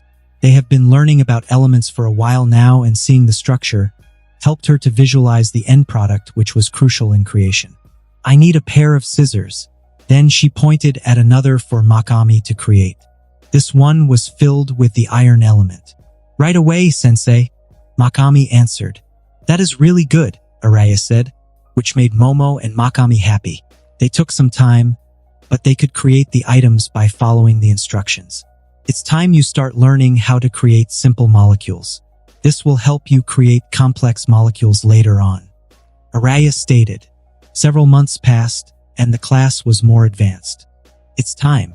Now you will learn to make complex molecules. Araya stated as she observed for months and saw how Momo and Mokami learned everything she taught so far. Now, Momo, take your big container and fill it with water. Mokami, take your small beaker. You are going to make a solution of water and propane. Momo, what is propane? Araya asked. Propane has 3 carbon atoms, but only one is bonded to 2 hydrogen atoms, thus making it C3H8. Momo answered as she focused on the task. She started to make the solution, as Mokami did the same in his beaker. Now, Mokami, add the solution. Very good. Araya instructed as she asked questions from time to time to keep their memories fresh. Finally, we are done, Momo said as Mokami nodded. Yes, we are. We'll be able to create more complex molecules without Sensei's instructions. Mokami beamed happily. Yes, but we still can't understand more complex creations. Momo sighed. That is fine. We are still growing up. Mokami said, well, I agree, but it does feel good to know that we can do it on our own. Momo said, okay, for a little celebration, let's make a small cake out of pork. Mokami said.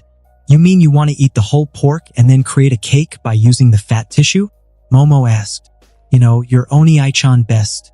Mokami smiled. Okay then, let's get some pork from the fridge, Momo said with a giggle as she asked. Right away, sis, Mokami answered. Momo and Mokami Yaoyorozu were really confident with their quirks, but they still need to practice and learn more. Suddenly, Momo's phone rang. She looked at the screen and saw it was Nijire. Hello, Momo-chan, can you come to play? Nijire Hato asked. Huh? Sure, I was training with Oni-chan, but I can come over. Heh heh, why don't you bring him too? It has been weeks since I last saw Moka-chan. Nijire excitedly asked.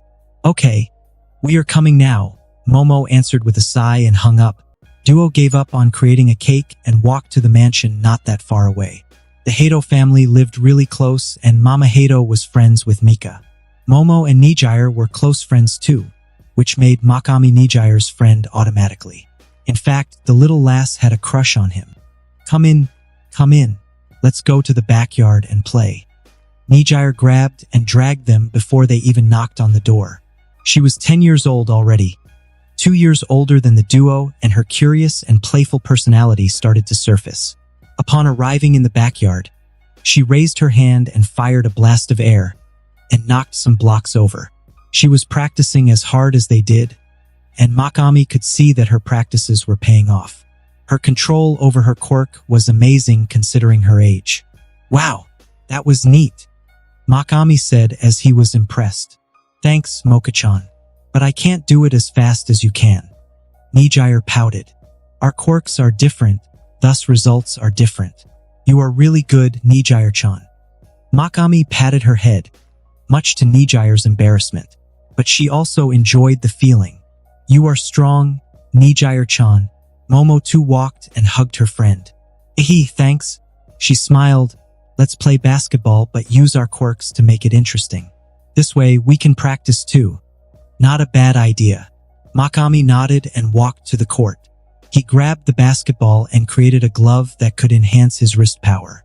Although it looked complex, it was a simple tool that used spring to increase his power of throws. 2 versus 1? Okay. I'm in. Momo joined in and created her own basketball glove. Let's dunk, Nijire exclaimed and used her quirk to enhance her legs. I'll beat you. Mokami laughed and created shoes as well. I'm in, Momo said as she ran to the basketball net. After some intense matches, the three went to the table and relaxed. As they did so, a mature woman with periwinkle hair and blue eyes walked to the garden with a tray with lemonades. Moka-chan, Momo-chan, come and rest. Era Hato, Nijire's mother said with a bright smile. She looked just like Nijire in her adulthood. Mokami had never seen her in anime, but seeing her made him realize Nijire's future beauty came from her mother. Nijire's dad passed away when she was 3 years old, and the Hato family left 2 members, mother and daughter. Since Era was close with Mika, and because her husband was wealthy, they moved to a nearby mansion to live, thus becoming neighbors. Mokami would lie if he said he didn't have plans for this beautiful woman. Moka-chan, nay, do you really want to become a hero? Do you want to go to UA High? Nijire asked. Both Momo and I want to, yes. Mokami sighed. But our families can only recommend one person. What will you do? Nijire asked. I will take the exam. I want to test myself anyway. Mokami answered with a smile. Yes, I want to become a hero too. I want to be strong and protect those who are precious to me. I want to help people. Momo smiled and hugged her brother, who returned the hug. I see. But no matter what happens, I will always be Moka-chan's fan. I will cheer for you, Moka-chan. Nijire suddenly said. Really? You are Oni-chan's fan too. Momo smiled and gave her a small peck on her cheek. Nijire felt really happy. She did not expect Momo to kiss her, although she would rather Mokami kiss her. After talking for a little longer, Momo and Mokami left and returned home. They saw Mika in the living room drinking coffee. Welcome, Ka-chan. When did you return? Mokami asked. Oh, it hasn't been long. Mika smiled as he opened his arm wide.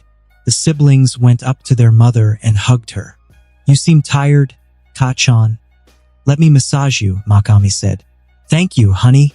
Mika smiled and scooched forward. So Mokami stood behind her.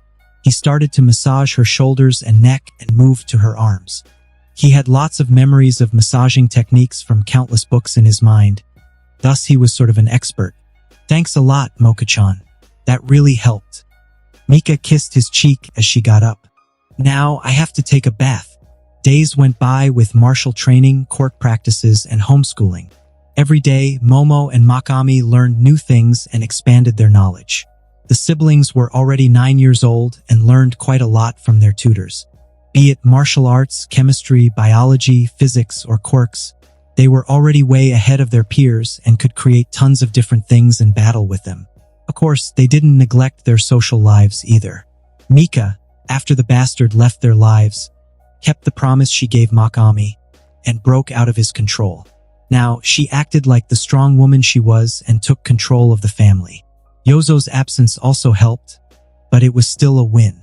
There would be new deposits to Mokami's bank account every month, proving that the bastard was still under his control and sending money for the family. Mokami started to use the money to finance his and Momo's experiments and buy and sell stocks. His portfolio was already in the tens of billions due to his successful investments. Mijire also visited almost every day, and their relationship progressed.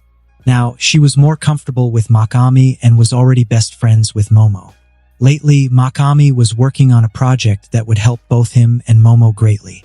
As he grew up, he discovered more about his quirk and realized his powers were really overpowered. Although he failed to produce the black light again even after so many years, he realized he could create organs that could replace his own. Momo too could probably do the same, but never did in anime because what she would create wouldn't be living and thus would be useless, but he was different. He could create living tissues as well. His theory was, despite not having life in them, organs created by Momo would be dead. Although on their own, organs weren't really alive, they were still purposed as living things. Since this power allowed them to break down the fat to create other elements, hence matter, Mokami wondered if he could change how his body stored the fat. After all, he didn't want to look obese to store more fat in his body, and otherwise the fat he could store would be limited. Momo looked hot with some fat on her, but Mokami would look ugly if he were to store fat, and it was unacceptable for him. He came up with an idea and studied how most mammals stored lipids, and from camels to squirrels, he researched hundreds of animals. In the end, he found an article about a mutated animal discovered in the early years of Quirk. This animal awakened a quirk that allowed him to store fat in condensed form, which allowed it to break it down when required to burn. So, when it had no access to food, it wouldn't starve to death. After discussing with their science teacher Araya, Mokami was sure he could replicate this organ. He had to hide his intentions from his genius sensei and convince her to explain how that organ worked with others, such as colon's stomach, but in the end, he found a feasible plan to apply it. Of course, he wouldn't test something dangerous on himself first. So, for days and months, he caught mammals and tested them. After countless failures, he finally managed to create the organ he was aiming for. The squirrel lost all the fat tissue as soon as he was done, and it looked like a ripped bodybuilder. He observed the animal for 3 months to make sure and created a fat-heavy diet for it, but it turned out okay, so he started the next phase of the plan. Criminals. Of course, he used them on villains. Streets were filled with rapists. Thieves and murderers were still relatively okay. Theft could be explained. Not that all theft and murders were okay, but he was too busy to eliminate the just causes. But rapists, they all deserved the worst. Thus, whenever he heard something, he appeared there to abduct them. Over the years, he made up his mind. The world wasn't black and white, and he wasn't a pure hero. For the betterment of humanity and the world, there were absolute sacrifices to be committed. For years now, he used the money to create bases all around the country. He was careful so it wouldn't be traced back to him. After all, the first rule was to follow the money. So, he purchased items from the internet. Those items that were sold by offshore accounts were related to nobody. But all of those accounts were his. From there, he created tens of anonymous accounts that used encrypted currencies. By using those currencies, he purchased lands and raw materials. Then by using his ability, he created underground bases. There were also simple apartments in the city, all in case he needed one. So when he was tipped off about a rapist, he was quick to act. He shot him with sedatives and took him to one of the apartments without being seen. Then, he used the same method on him and it worked. The ugly man now looked ripped as if he was working out for years, and he could store fat in this new organ in condensed form. After observing for months and getting rid of the rapist, he could proceed with the next phase. Now, he could finally use it on himself. I am ready. He steeled his will as he focused his power on his abdomen. There, he altered his appendix as it was useless and also changed his colons and stomach. Took him almost 3 hours, and at the end, he was sweating bullets, but the change was visible. His body looked more slender and his muscles were more defined, but when he wanted to create something, he could access his new fat store, which now could store hundreds of times more fat without changing his body. Yes, he shouted happily as he walked to the bathroom. Now I can look hot and be strong at the same time. Now I only have to do the same for Momo. Momo was in her room doing some physical training. It was a part of their training regimen she hated the most, but it was a part that would pay off. She was quite strong, but she knew that she needed to be stronger. It was her weakness, and she was trying her best to fix it. Sure, she had her quirk and it helped her a lot, but she wanted to have a strong body as well to augment that strong quirk. Mokami was her role model, and he never complained when it came to training. The least she could do was follow his footstep. After an hour of training, she was tired. She was sweating, out of breath, and overall exhausted. She just finished her workout, so she thought a bath would help her. She walked to the bathroom with the big tub and saw Mokami was already in the bath. Hey, Oni-chan. She smiled and removed the towel from her body and jumped into the bubbly bath. Hey, Momo-chan. How was your training? Mokami asked without getting flustered. They would bathe together quite often, so he was used to it. It was boring but good. Momo sighed. Good. Mokami smiled as he held her into his embrace. Momo looked at her brother and realized he looked different.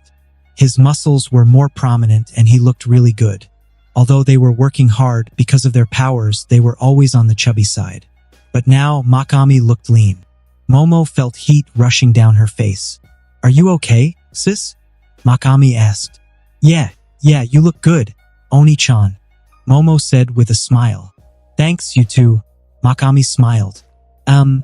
I have something to tell you, Momo-chan, Mokami said. What is it? She asked. You know I love you more than anything, right?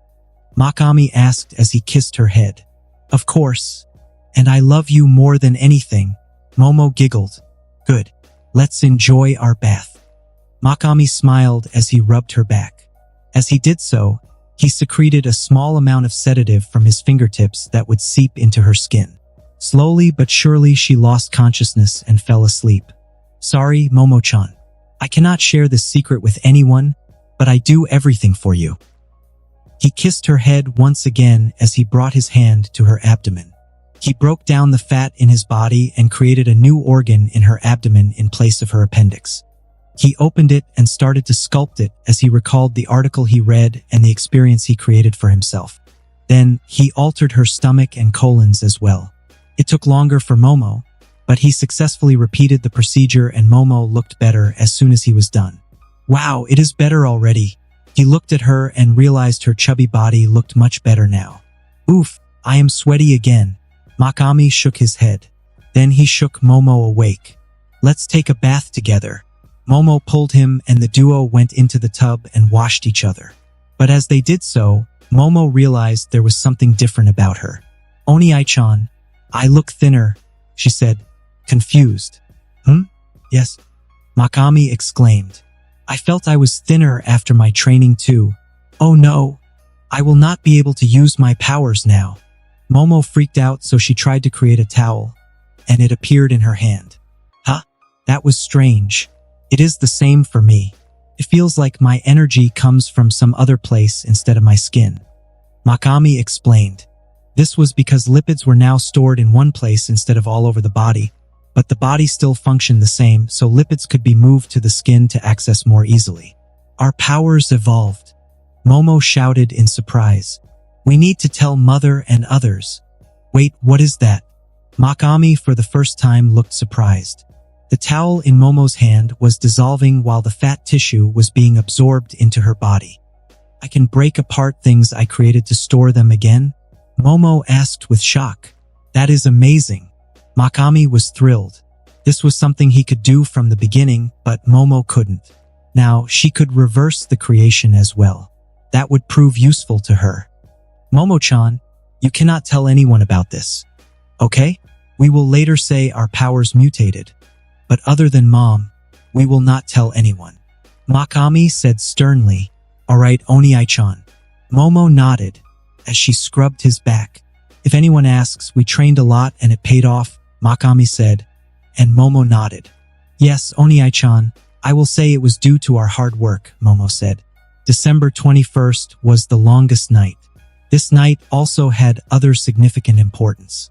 In the middle of the night, in one of the hospitals in Osaka, a teen with red hair, pinkish red eyes, and a tan skin color that looked 19 years old walked in with regular clothes.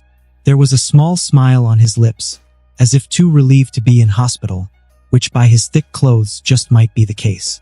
As it was cold outside, the teen was covered with thick coats, but the surprising thing, despite entering the warm interior, he didn't take off his coat. But the hospital was too quiet, and people inside were too tired to notice any of that. Let's see, he murmured to himself as he looked at the map of the hospital. Ah, the third floor. He walked to the elevator and pressed the button, and it took him seconds to arrive at his destination. Before he left the elevator, he pressed the panel with his palm, and the device he was hiding in his palm vanished and merged with the elevator. Newborn ward. He walked calmly and found a giant room filled with babies. This was the place he wanted to come to find a certain baby. So he plastered his face to the glass and looked inside, and there he saw her, sleeping like an angel. He opened the door and listened to see if alarms would go off, but nothing happened. He sighed in relief and walked to the last row and picked up the baby girl with a little horn protruding from one side of her forehead and raised her into the air. So cute. He wanted to hug her, but she was so small. He then opened his coat and took out a baby that looked alike like this one. Instead, she was just an orphan this teen found on the streets. The horn was just an addition he created with his quirk. This baby had no quirk. Maybe that is why she was abandoned. But all in all, her fate would be miserable if she were to be left alone. By growing up in a loving family, her fate would be different now. Of course, the teen wouldn't try to justify his actions of stealing a baby if there wasn't a perfect explanation behind it. The baby he came for was Eri, the most miserable child in the whole series. She was abandoned by her mother, destroyed her father, and experimented on for years despite being just a child. It was just pitiful. And how did the teen know all of these? Of course, he was Mokami. He used his powers to change his appearance to kidnap Eri on the day she was born. He thought for years about what he could do about Eri. He really wanted to help her without resorting to removing her from her family. But in the end, he decided that this was for the best. An orphan found a loving family. Eri was saved. Best of both worlds. Mokami took the baby and placed her into the small crib in his coat. Then he left the hospital just as he came in, of course not forgetting to remove the device that shut down the alarms and altered the cameras. When he was out of the hospital, he made his way home. It was late in the night, and he couldn't explain how he found the baby if anyone saw her, but he already thought it through. I will just say I found her in front of the gates. Ka-chan wouldn't object if I wanted to help her, he thought to himself. When he entered the living room with the baby though, he was surprised to see his mother. Luckily, before entering the mansion, he changed his appearance and removed the clothes and turned them back into fat to store in his body again. Now he was wearing pajamas and was holding a baby. Moka-chan, Mika asked as she looked at her son. Ka-chan. Mokami looked at Mika as he presented the baby. I heard some voice, so I went to take a look and found this baby. What? Mika was shocked, but she quickly dashed at her son and took the baby from his hands. Oh my god. Who could do such a thing to such a cute baby? Mom, what are we going to do? Mokami asked with a frown. I don't know. Mika looked troubled. We shouldn't report it. He said, if we do, They may send her to an orphanage. It is not safe there. Do you want her to live with us? Mika asked in surprise. Yes, please. Mokami looked into her eyes as he answered, Oh God, let's talk about it tomorrow. Mika sighed. Can you create a crib and some blankets for her?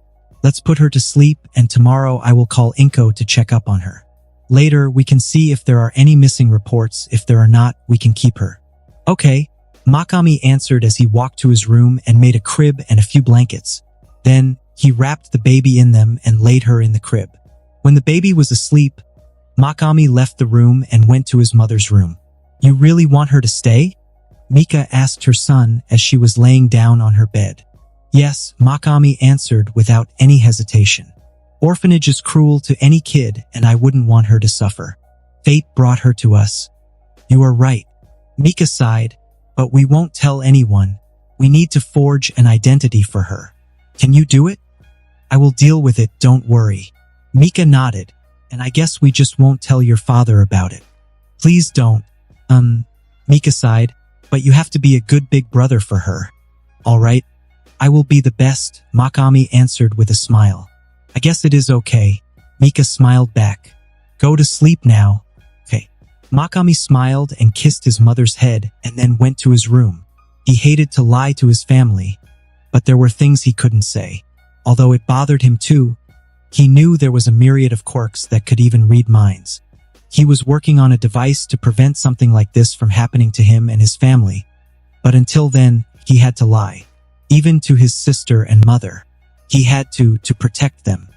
Moka-chan, let's go there too. Let's go there too. Nijire pulled Mokami's hand as she made his way to the store. Nijire was 15 years old and was about to go to UA High. Thus she was shopping. Since they were living a tad away from Mizudafu, she would rent an apartment there. So before she left, she said she wanted to go shopping with him. Nijire-chan, wait. Mokami stopped her as he looked into her eyes. What happened all of a sudden, Moka-chan? Nijire was flustered as she lowered her gaze. I told you this is a date, right? Mokami smiled as he cupped her face. Although he was only 13 years old, his genetics were good. With the help of his new fat-storing organ, he was tall and muscular. He looked like a 16-year-old. You are bullying me, Moka-chan. Nijire avoided his gaze but didn't escape from his embrace. Nijire, before you go, I want to know. Mokami turned her face so they would face each other. Do you like me? You know I do, Nijire whispered. I like you too. A lot. Mokami smiled, much to Nijire's embarrassment. Really? Nijire asked in excitement. Yes, Mokami confirmed. He stepped forward and hugged her. I'll be glad to go anywhere with you, Moka-chan. Nijire smiled as she returned his embrace. I'll be glad to have you with me, but for now, I'll do this. Mokami leaned in to kiss her. Nijire's face turned red as she started to fidget. This was the only thing she dreamed of since they were small children, and it finally happened. Why did it have to happen when they were about to get separated? But you also love Momo-chan, right? Nijire asked after their kiss. Seeing Mokami's shocked face, Nijire giggled. You think you are a world-class actor, don't you? Nijire, Mokami didn't know how to answer. Was he so easy to read? It is okay, Moka-chan. Nijire held his hand. I don't try to steal you from anyone. I just want you to like me. Doesn't it bother you that Momo is my sister? Mokami asked. He lately felt closer and closer to Momo and Mika and was sure that his feelings were beyond family love. He loved his sister and admired her character. She was one of the smartest people he knew. She was dedicated, strong-willed, and cute beyond belief. Despite their age, she still acted like a small brat who hugged his leg just like when they were small, and all those made it even harder for him to ignore those feelings. Why should it? Nijire tilted her head. Love is not something you can control, and her being your sister is beyond your control. You and I grew up together almost like siblings too. But I loved you for most of my life and you clearly do too. What makes it different when it is Momo-chan? Blood? I love you, Nijire. I will always love you. I hope you give us a chance because I would really be upset if I lose you. Mokami honestly answered. He really loved this girl. She was curious, energetic, strong, and smart. Everything he wanted in a woman. Her beauty was a big bonus too. That is enough for me, Moka-chan. Nijire kissed him. So long as there is room for me in your heart, I will not ask more. Room. Huh? Mokami smiled as he cupped her chin and made her meet his gaze. You can have all the room you want. I'll hold you to that, Moka-chan. Nijire smiled back. Okay, now let's go shopping. Mokami smiled. Can you cook? You will have to cook for yourself in Mizudafu. I don't know, but I can learn. Nijire shrugged. Then I will teach you. Mokami smiled as he held her next to him. There are still a couple of months since the new semester. I will teach you until then. So long as I have you with me. Nijire smiled back. Nijire was the first girl to make Mokami feel this way. He felt she was his and no one else's. He wanted to protect her from any danger and tell her that he loved her. He wanted to kiss her every day, hug her, and do many other things that he could do with her. But time was not on his side. He wanted to start their relationship a bit earlier, but he couldn't. Not when she was still young. Although he convinced himself that he was not an adult, he still wouldn't make a move on a child. He wasn't a crib thief. Well, except for Eri, but that was different. Let's get you some pretty clothes. He smiled and then walked to the store. The school has nothing to do with it. It was their first date. They held hands and kissed in a store. It was the start of something good. Let's go and see a movie. Mokami took all the bags and handed them to the chauffeur who was waiting nearby. Okay, what do you want to see?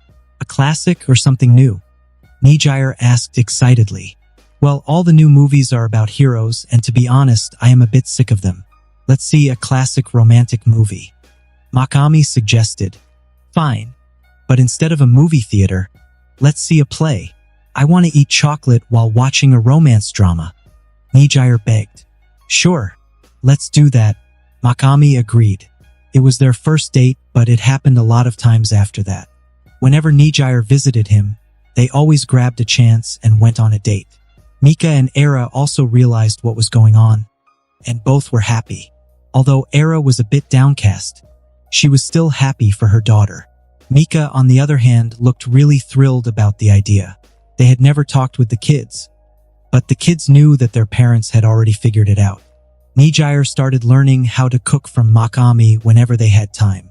Although he wouldn't cook often, he had tons of experience in his mind, which literally made him one of the best chefs on earth. He was too lazy to cook all the time, but when he did, the family would go nuts. Okay, Nijire. Mokami put a pot on the stove. We will start with cooking curry. Curry? What is it? I heard that it is spicy. Nijire looked at him. Curry is a dish that has its origin in India, made with lots of spices, meat, and vegetables, Mokami explained. I don't like spicy food, so instead of tomato sauce, I will use mayo. Mayo? What is that? Nijire tilted her head. It's like a sauce made from egg and oil, Mokami explained. Oh, you mean mayonnaise? Nijire giggled. What are you making? Eri asked from the entrance. I will teach Nijire how to cook, Mokami said without missing a beat. Did you say you are teaching her? Eri took a step closer. I want to learn too. Niken, teach me. Fine, I can't say no to your cute face. He sighed as he pulled a chair for her to see the oven. So he taught two pretty girls how to cook curry. Kachan, where are you? Mokami asked as he looked inside her bedroom. It has been 4 years since he created a new organ for him to store fat better, and over the months, its effects were more and more visible. He was now 180 centimeters tall with a ripped body. It was as if there was no fat under his skin and filled with muscles, making his 8-pack and strong arms and legs look amazing. This change was slowly discovered by others, but since Momo was the same, they thought it was a side effect of their powers and didn't question it. Only Mika knew the truth about their mutation. Of course, they were often taken to the doctor, and after the doctor discovered this new organ, everything became clear and no one suspected a thing. But that was it. Neither Momo nor Mokami revealed anything about altering the matter or breaking it down to change it into fat. Their father also hasn't returned since that day, and the family slowly accepted this situation. At first, Momo and Mika were upset, but they too adjusted, and now they weren't even missing him anymore. But Mokami felt that his mother was feeling lonely a lot more lately, which was upsetting him greatly. Not that his bastard of a father had ever cared for her, but she now thought he never returned because she wasn't attractive, which was affecting her self-esteem. To prevent that, Mokami started to praise her and show some teenage reactions to her mother to make her feel good. Although it caused some accidents now and then, he wasn't upset. One such incident was a month ago. Mokami entered his mother's bedroom to see her crying. There were empty wine bottles on the ground and she was clearly drunk. When Mokami hugged her and asked what was going on, she told him how his father had never touched her since they got married. Turned out, after marriage and taking her virginity, he had never shared a bed with her ever again. Even the pregnancy was artificial. The bastard injected his sperm, carefully selected of course, into her womb to impregnate her. So all her life, Mika had only had shaboinked once. And if her drunk talk was anything to go by, it was a short one. After that, Mika tried to kiss him, but Mokami wasn't ready. He didn't know if he would be ready one day, but he knew at the time he was not. But to not upset his mother, he kissed her slowly while putting her to sleep. Luckily, she didn't remember the night, so there was no awkwardness between them. Fortunately, Eri's addition to the family helped Mika forget her bastard husband. Eri was really a joyful little bundle, and everyone loved her. Of course, to prevent what happened to her real father, Mokami blocked Eri's quirk. He would unblock it in the future when she was ready. But for the time being, he didn't want her to undo anyone he loved. Moka-chan. As Mokami was deep in thought, he was startled by a voice. He looked and saw Inko sitting on her mother's bed. Inko-chan, what are you doing? He asked in surprise. Inko was still thin and hot. He would like to think his constant praises helped because he knew at this time around she would get fat in anime. I was waiting for your mother, but she said she will be running late, Inko answered as she scooched over. Mokami sat near her and they started to talk. It was obvious that Inko liked him and he knew it, but he didn't really feel that way about her. She was nice and all, but he didn't have strong feelings for her. He wouldn't mind fooling around with her, as she was hot, but he didn't know if she would be willing to do just that.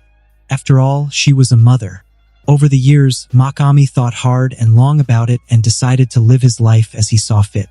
He knew he had a past life, but he didn't know how old he was at the time, so he didn't consider himself an adult. He also had some fantasies, and seeing beautiful women around him was making his imagination run wild.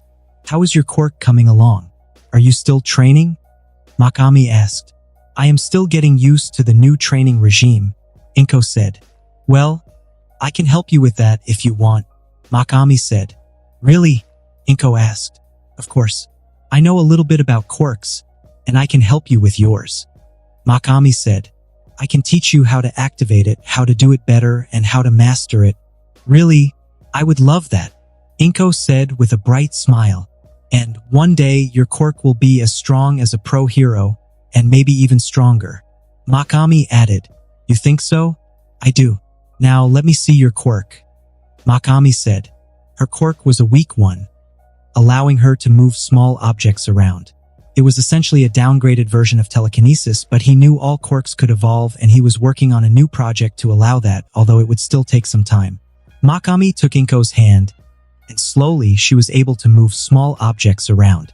Very good, Mokami praised her. Next time you can move bigger objects and eventually even cars, trains, and, if you improve a lot, a whole building. I would love that, Inko said. So when do you want to train? Whenever you want. How about after dinner? Mokami asked. That would be great. Okay. I will see you at dinner. Mokami was still holding her hand, and Inko was blushing. She raised her head and looked at Mokami. He was truly handsome, and she was having feelings for him. She didn't want to accept it, but her heart was beating wildly in her chest. She closed her eyes and leaned forward. When her lips met with him, she felt lightning running through her body. How long has it been since she felt like this? Ever since Izuku's father left her to have another life overseas, she was feeling lonely. With Izuku's condition pressuring her more, she was drowning in loneliness. and now being held by a pair of strong arms. She just wanted to ignore everything and everyone and do what her body told her. Inko, Mokami started. I cannot give you anything serious. I don't want anything serious. Inko whispered as she kissed the side of his lips. Just make me feel like a woman again. You are one of the most beautiful women I have ever seen. Inko, you shouldn't feel any less just because a bastard failed to appreciate you. Mokami whispered to her ear as he invaded her mouth with his tongue. Surprised by the sudden guest, Inko was taken aback. But soon she joined the dance with her tongue and drank his saliva. It tasted better than anything she could remember, and she wasn't alone. Mokami too felt amazing. This feeling was electrifying. He couldn't get enough of it. So he held onto Inko's butt and sat her on his lap and kissed her harder. Inko too started to kiss back and put her arms around Mokami's neck. Moka-chan, your tongue tastes amazing, Inko said as they broke the kiss. They kept kissing, while their hands wandered around, trying to remove clothing. While Mokami was trying to remove Inko's blouse, Inko was trying to remove his shirt, from the top and from the bottom. Eventually, they discarded the clothing and were kissing each other naked. Inko, are you still here? When Mokami and Inko were done with their showering and cleaning Mika's room, the latter's voice reverberated from downstairs. The duo looked at each other and sighed in relief. Go, before she catches us. Inko whispered, but Mika entered the room before Mokami could escape. You were here? Mika said as she looked at Inko. Did my cute son accompany you while you were waiting for me? Yeah, he was very sweet. Inko smiled as a red hue climbed up her face. He is so sweet. Mika walked up to Mokami and kissed his cheek. Mokami was a bit embarrassed, so he squeezed out some excuses and ran away, all the while Mika was looking at him with a teasing grin. So? Mika looked at Inko with a smirk. How was it? What? Inko was dumbfounded as she looked at Mika. Does she know? How was your holiday? Mika asked again, enjoying Inko's flustered face. Oh, you mean that I mean holiday? Yes, it was good. Izuku enjoyed it too. Inko answered, trying to gather her wits. I see. Mika nodded as she smiled knowingly at Inko. You look so refreshed. I am glad. Inko felt she lost herself already, so she hurriedly bade Mika goodbye and went to her house, forgetting she was there to talk with Mika, but the latter ignored her and lay on her bed. The memories of her son plowing her friend surfaced in her mind, and unwittingly, her hand went to her crotch. Unlike what Mokami thought, she still remembered the night they kissed, and although she was ashamed to admit it, she liked how tenderly her son kissed her. She wanted to experience that feeling again, but she knew even having these thoughts made her a bad mother. She already came once, but she couldn't help but do it again. But her daughter's voice made her jump out of her bed. Mom? Oh, Momo-chan, do you need anything? She asked with her face dripping red. Momo must have seen her, and she didn't know how she could explain that to her. What were you doing, Mom? Momo asked as she looked at her crotch. Is that what you explained to me last month? Yes. I was playing with myself, Mika admitted. At this point, she couldn't deny it. You must be lonely, Mom. Momo teared up as she hugged Mika. No, I am not lonely, honey. You and your brother are all the things I need. You make me so happy and proud. Mika hugged her daughter back as she patted her head. But it is not the same. You told me, right? Momo insisted. A woman needs a man to satisfy her. I am satisfied with you and Moka-chan in my life. Mika smiled, but Momo could see that there was pain and loneliness behind that smile. She was hurt too. Her father left them and never returned ever since she was 4 years old. And Mika too must have missed him. Okay, let's eat together, Mom. Momo pulled her, and they left for the kitchen. Cooks had already prepared the table and Dolly was setting up the cutlery. Mokami was there, talking with the cute little robot while Dolly was answering as best as she could. Momo walked to her brother and kissed her on the cheek. Did you take a bath? Yes. I got a bit dirty while testing something, so I took a quick shower. Mokami awkwardly answered while Mika was looking at his flustered face with a smile. Okay. Momo nodded and sat down next to him. There is less than a year before us to go to the UE. Are you excited? Of course I am. Mokami chuckled. We will be one step closer to our dream. Are you sure you want to take the entrance exam? I know you are strong, but I can pull some strings to have both of you go with the recommendation. Mika said, I want to go through the exam to prove myself, and if anyone questions Momo-chan, I can say she is stronger than me and she could have gotten into the exam as well. Mokami smiled, earning a smile and a kiss from her sister. If you say so. Mika smiled too. She was looking forward to Yui, but she was also afraid of losing her son to fame.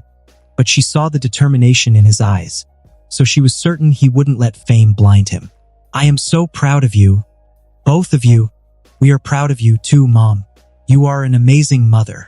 Mokami said sincerely, You are the best mother.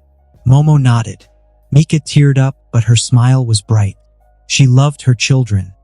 Where is Eri-chan? Mokami asked Dolly. Master, she is playing with the small robot you created in her room, Dolly answered. I will go play with her.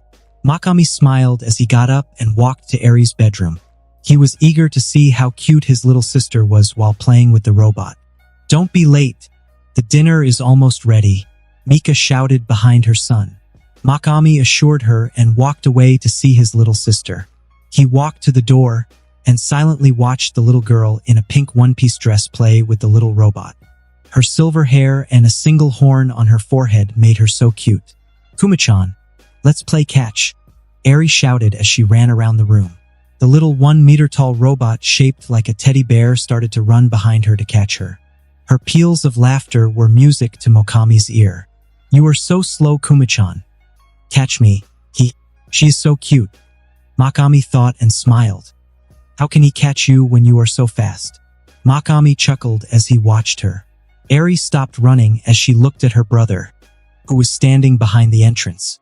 The little girl was so adorable. Her giggles were like the song of angels. Ni-chan, you are finally here. Of course, I am Eri-chan. Mokami smiled as he hugged her back. I wanted to see you. I have been waiting for you a long time. The girl in the pink dress pouted. Mokami hugged her close and started stroking her hair as he whispered with a red hue on his face as he remembered he forgot his sister while having intimate moments with Inko. Sorry, I couldn't come earlier. Eri was surprised at first as she saw Mokami's face, but she quickly leaned into his warm chest and hugged him back. She was happy to be in his embrace, and she could feel his warmth. Ni-chan, can we play together? Eri looked at him with a smile. Yeah, let's play. Mokami smiled as well. He took her hand and they walked outside. So what do you want to play? Mokami asked as they sat on the ground. How about you tell me stories? Eri put a finger on her chin as she asked. Okay. Mokami smiled and started to tell a story about a princess held captive by a dragon, later saved by a prince. Of course, the princess in the story was Eri, and the prince was himself. Eri was so eager to hear the story. She was holding Mokami's hand tightly and kept leaning in to hear the story better, which made Mokami smile once again. Later that evening, after eating together, Eri was found sleeping in Mokami's bed in the latter's embrace, and Mika was watching over them as she was keeping the photo album of her children in her hands. It was a photo album of all the moments of Mokami and Momo from his birth and Eri's addition to the family until they grew up as brilliant children. I will really miss you when you go to Yui. Mika teared up as she looked at the photo album. She couldn't bear to admit it, but she was going to miss her children, especially her son. She loved her son a lot. Mokami, I will allow you to go to the Yui. Mika looked at her son, who was sleeping blissfully with his little sister in his embrace. But I will come with you and Momo. Mika smiled as she sat down and stroked her son's hair. Then she looked at her little daughter, who was sleeping in her brother's embrace. Good night, my dear ones. Mika smiled and closed the photo album. That night she teared up, but it wasn't sad tears. It was happy tears as she dreamed about her life with her beloved children. I am coming to, Inko. Come with me. Coming. Oh yes. That was amazing. Mokami moaned and lay on the bed. Inko was panting and sweaty and climbed on top of Mokami. Your baby juice is still inside me. Feels so good. I'm glad you enjoyed it. Mokami smiled and wrapped his arms around her. It was amazing. Inko smiled and let her body slip against Mokami's and began to kiss him. Mokami was happy.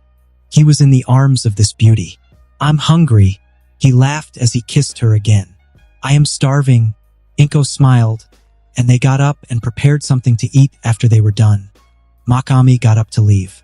Lately, Izuku was always outside doing training.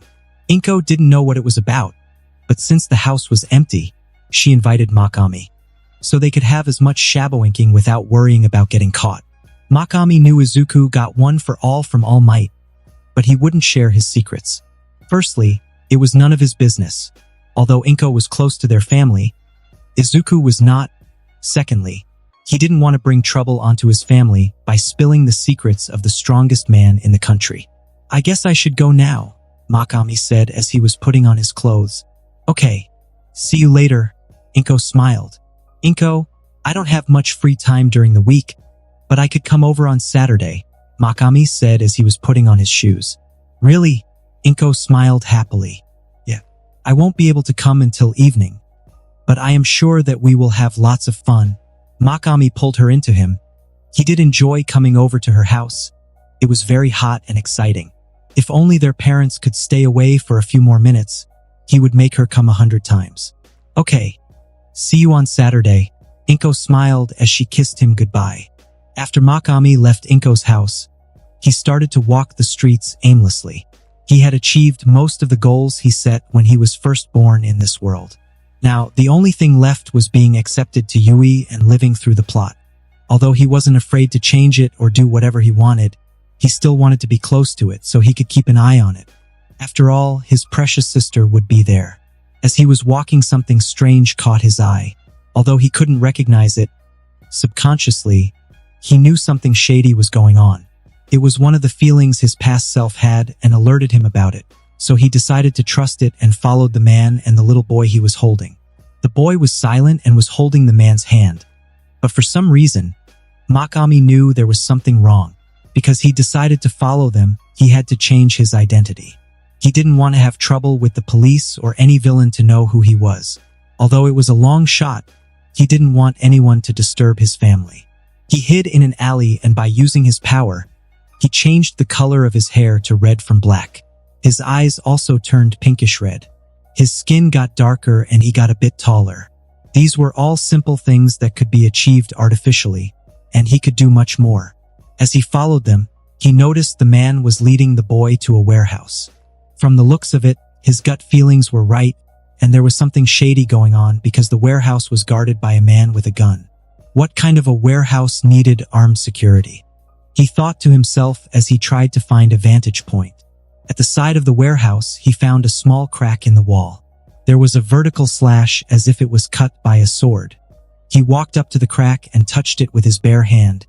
In the next second, the wall crumbled apart to dust and fell to the ground. He could alter the matter by touching them directly and could change their forms.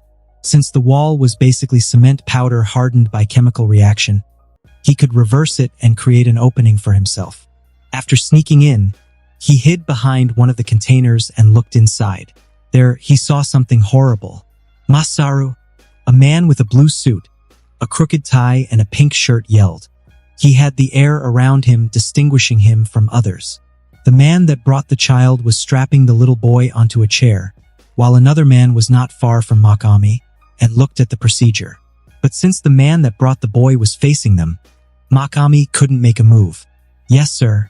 The boy turned to him and stood still. Although he wasn't old, he had been hardened by life. He didn't cry but answered respectfully. We are going to start the experiment now.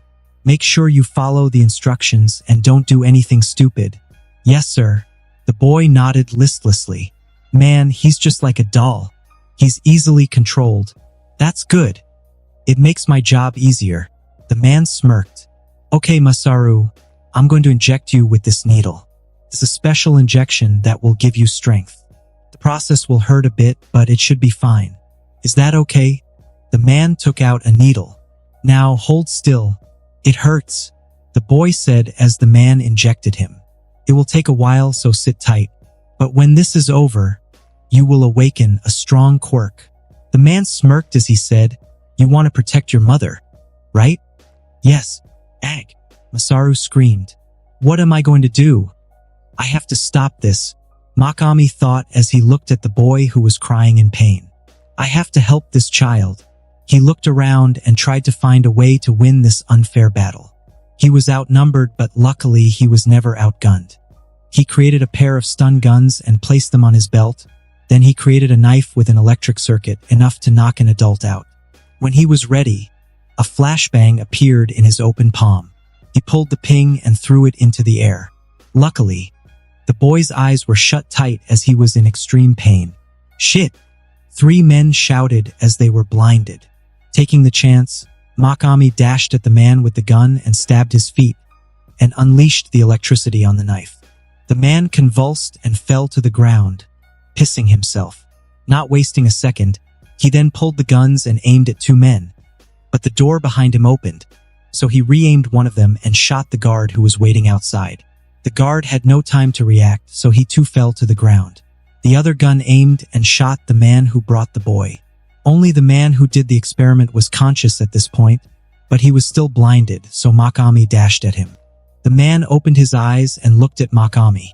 Although he couldn't see him clearly, he could make out his silhouette. "Stop!" the man commanded, and to his absolute shock, Mokami did stop. He couldn't move, he couldn't do anything. "Who are you?" he asked. "Yeah." Before he could answer, Mokami unleashed his power and dislocated his jaw. "What the hell was that? Did you just dislocate your jaw without moving? What a fascinating ability." The man looked at him as if he was a rare animal. "Heal your jaw and don't dislocate it again," the man ordered, and Mokami unwillingly healed himself. But in the next second, he paralyzed his tongue. Although he could still speak, it would be close to gibberish. Freaking, the man cursed as he ordered again. "Heal yourself and don't prevent yourself from speaking." Mokami healed himself, but the time was enough to figure out what was going on. The quirk the other party used took control over his brainstem. So, any order that came from him was as if a heavenly decree that he couldn't recalcitrate. But by finding out that, he healed his brainstem and got free of the control. "Tell me your name." "Yagami Light," Mokami answered. "What do you do here?" "I saw the man with the boy and thought there was something wrong, so I followed them here." "How did you get in?" the man asked. "I have telekinesis, so I flew inside through the window." "Is that how you dislocated your jaw?" The man muttered more to himself than Mokami. "How did you injure and heal your tongue then? Were you pressing your tongue against your palate to prevent yourself from speaking?" "Makes sense." "All right, come with me." The man turned around, but as soon as he did that, a gun was aimed at his neck and fired. The man fell to the ground, convulsing and pissing himself. After making sure the boy was okay, Mokami decided to call the police with the phone of one of the men. Luckily, the boy wasn't physically hurt except in a few places where the man had hit him. Although Mokami didn't know what the drug the man used on the boy was, he had no time to reverse the situation now. He could only trust authorities. Shit, there are other children, in a much worse state than this one. Mokami looked at one of the containers and felt anger rising in his chest. He took a look and realized they were all relatively okay, so he walked back to deal with the men. He tied them with a strong leather he found in the warehouse and created a gag ball to mute the man that could control others. He also wrote what his quirk was, so the police wouldn't take the gag out of his mouth. Half an hour later, the police came and they took the men out. Mokami had long left by then and was watching from a corner. When he made sure the police took the culprits and the victims, he sighed and walked away. The world was sick and dangerous. There was danger in every corner. He was lucky to be born into a rich family that could secure his life, but it was still uncertain. His bastard of a father molested his sister when she was 4 years old. And who could say he wouldn't do the same to him one day? Or wouldn't kill him when he tried to defend Momo or his mother? There was danger everywhere. Admittedly, the poor were in a worse situation, but that didn't change the fact that everyone could die suddenly at the hands of a sick person. I cannot predict the future, nor can I enslave everyone, he thought to himself. But I can foresee the actions of the wicked if I hide among them. I have to look over my plans. Maybe I should take more drastic actions. Mokami looked at the news that was broadcasting the kidnapping of the children he had saved. According to the news, this was just one of many small branches of something big. The villain group called Equity wanted to give everyone equal opportunities by creating a drug that could awaken a quirk or upgrade the one they had. Of course, to do so, they were kidnapping quirkless children from wherever they could and testing the drug on them. Some were kidnapped from the street if they were out alone, and others were taken from their home. Some of the children died and others went missing. The lack of news from all surveillance and police efforts, the police decided they could not be traced. Everyone was looking for Equity, but they couldn't find them anywhere. This was the first case ever that one of their henchmen got caught. Fortunately, Mokami saved all the children from the place where he rescued the boy. After the police arrived, he left to continue with his plan. The children that were found were in shock and they couldn't remember anything. According to them, they were walking in the park and the next thing they knew was waking up in the same room with other children. The children were given drugs at certain intervals to test the drug on them.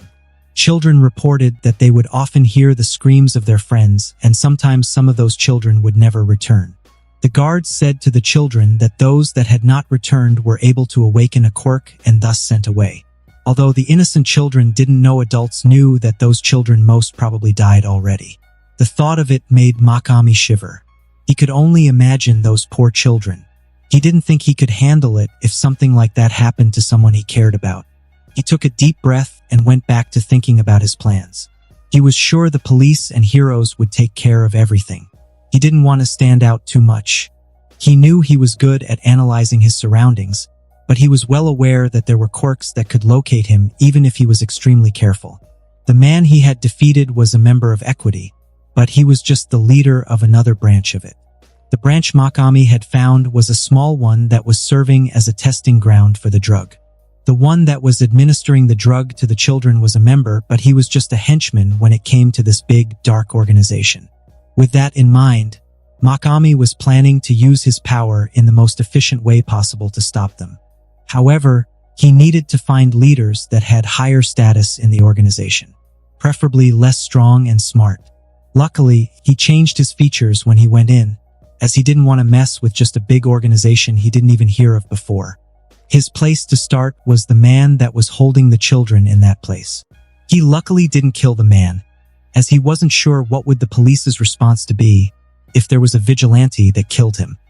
He also thought to set the man free to follow him to the base of Equity, but he knew that if he let him go, he would return and harass children once again and any child hurt would be on him. He wanted to find something that would be useful, but the warehouse was emptied by the police, and nothing was left behind. At the time, he was in a hurry as he thought children were in dire need of help, and now he missed his children. The place was being taken over by police. Even though the place was now empty, there were police officers waiting nearby to see if there was anything suspicious. With no chance, he walked towards his house. The press also mentioned him when they were reporting the incident. Some of the children gave his altered description and the press draw a composite sketch drawing. It was spot on, and now his altered identity was hailed as Crimson Vigilante. Although the police didn't accuse him of anything, they did ask him to come out to the light and do things properly since his heart was in the right place. Of course, he wouldn't do it. The government and organizations that controlled heroes were strict and many pro-hero were their bitch. Mokami didn't want that. Since he could change his appearance, he would use that to act as a vigilante when required. He had been thinking about his actions, a bit angry at himself for failing to get more information from the thug he captured. He was sure that he could get some information about the organization. It was just that he didn't know the operation was this big. Mokami was on the way home on foot. He was humming to himself in the middle of the park. He was wearing his casual clothes and glasses. He had just had fun with Inko and never imagined he would encounter something big that put him on alert. Mom, Momo, and Eri must be at the shopping mall, he thought to himself. Since in the morning he said he had things to do, Mika said she would take the girls to the shopping. The house was probably empty. I don't want to be alone right now. In the end, he decided to go home. He arrived with a calm expression on his face. Not that he was calm, This was just a practiced expression he used to trick others. After all, being a hero usually required a calm facade and a reassuring smile. He, with Momo, was practicing not only martial arts and science but also this. Should I go somewhere else? He thought to himself in mid-thought. He let his instincts take over. His footsteps changed direction to somewhere else. I should visit her. Era-chan, hi. Mokami greeted the mature woman. She was still one of the most beautiful women he had ever seen. Moka-chan. Era walked up and hugged him. What a surprise. Sorry, everyone is outside and I didn't want to be alone, so I came here. I hope I am not disturbing you, Mokami said as he looked at the ground. After returning home, he found out Mika, Momo, and Eri went to the shopping mall as he thought. He didn't want to be alone after what he had been through, so he came to Nijire's house. But Nijire was still in the school, so only Era and the servants were there. What nonsense! Era rebuked him. You are always welcome, Moka-chan. He pulled her to the couch and they sat next to each other. What is troubling you? It is nothing, Era-chan. Mokami shook his head. Come on, you can tell me. Era pulled his head to her lap. Mokami laid on the couch and put her head on her lap. She started to stroke his hair while he told him what happened without explaining all the details. He only said a hero arrived and saved them and he was a spectator. The world is a dangerous place. Era shook her head. We are lucky to have these privileges. You are right. Mokami closed his eyes as he felt comfortable in her lap. She smiled as she saw his frown relaxing. Moka-chan, do you like me? Of course, he answered without opening his eyes. I like you too. She smiled wistfully then sighed. I only wish I got you before Nijire, Era-chan. I have a big heart, he muttered as he drifted off to sleep. She was dumbstruck to hear it. She knew what those words meant, or was she just twisting his words to deceive her heart? Oh, Moka-chan, do you really mean it? She kept stroking his hair for almost an hour then walked to the kitchen after carefully placing his head on the pillow. Mokami woke up to the smell of something delicious. When he walked to the kitchen, he saw Era cooking. He walked behind her and hugged her from behind. Era-chan, thank you for comforting me, he whispered to her ears. Era was startled at first, but soon, she melted in his embrace. She reached back and stroked his face. You are welcome, Moka-chan, she said softly. Mokami looked down and kissed her shoulder. Her body trembled at the touch of his lips. Then she turned around and hugged him. She didn't want to tell him that she liked him, since she didn't know where her feelings would lead her to. But she felt his touch was as gentle as a feather. He smiled and whispered in her ear. I am lucky to have you. Era had to cover her mouth to prevent the sudden grin. She had never heard anyone say that to her, even her late husband. She was touched by his words. She gave him a soft kiss on the lips and left the kitchen. She went to her room and sat on the chair. She found herself more attracted to him than ever. If I fall in love with him, I will have heartbreak later. Mine, Nijire's, or both. She said it to herself. She was sure of her feelings for him, but she didn't want to hurt her daughter. After a minute, Mokami came to the room. He smiled and just sat on the bed. Era just watched him without saying anything. He didn't think she would get attracted to him, which was a good thing. After a moment, Era got up and walked towards him. Mokami looked at her with questioning eyes, but she leaned forward and kissed him. Moka-chan, you are amazing and handsome, but I can't do this to my daughter. Era smiled wryly as she whispered, It is okay, Era-chan. Mokami hugged her. We will work it out, I promise. She smiled and hugged him back. Mokami scooped her and walked to the bed. They sat on the bed and just looked at each other. Then Mokami pulled her hands and leaned forward to kiss her. I love you, Era-chan, he whispered. I love you too, Moka-chan, she replied in the same manner. Their kiss grew more passionate as the seconds ticked. At first, they were only pecking on each other's lips, but then their tongues started to dance. Mokami's hands were roaming her seductive body. She was like a mixture of a goddess and succubus, a holy angel with a body of a hot temptress. You are beautiful, he said in a husky voice. You are handsome, she replied and pulled him closer. Era was stroking his back and neck as he was caressing her. "Moka-chan," she whispered and pulled his head down to kiss him. His right hand went to the back of her head and caressed her. He turned around and laid on the bed. She followed him, so they were both lying on the bed. She lifted her head and looked at him. He blushed as he saw her eyes had a hint of seduction. "Er-chan," Mokami said softly. "I will make it up for my daughter, Moka-chan." Era replied back as she pecked his lips. He smiled and kissed her back. She took off his shirt and threw it away, then pecked his chest and his belly button. She moved further down to his pants and pulled them down. She caressed his manhood. Mokami shivered at the touch of her hand. "Moka-chan, I will be your first time." But before that, she looked at him, waiting for his response. He looked at her with lustful eyes. It wasn't his first time, and he wasn't afraid. But he wouldn't spoil the fun for her, so he acted out, and if he had a chance, she was truly one of the women he wanted to lose his virginity to. He wrapped his arms around her and lifted her to him. She leaned forward and gave him a deep kiss. His hands went to her bra and pulled it down. Her breasts were big and perky, beautiful and big. Her hands were groping his muscular back. Mokami gently pushed her, and she ended up sitting on the bed. He looked at her with a lustful look in his eyes. She blushed and looked away. She was a voluptuous beauty, but being looked at with an obvious longing by her crush made her nervous. And that concludes this episode. If you enjoyed it, I'd seriously love it if you guys could leave a like on the video, as it genuinely helps out so much, and it keeps me going, plus it takes only 1 second. That said, have a wonderful day. See you in the next one.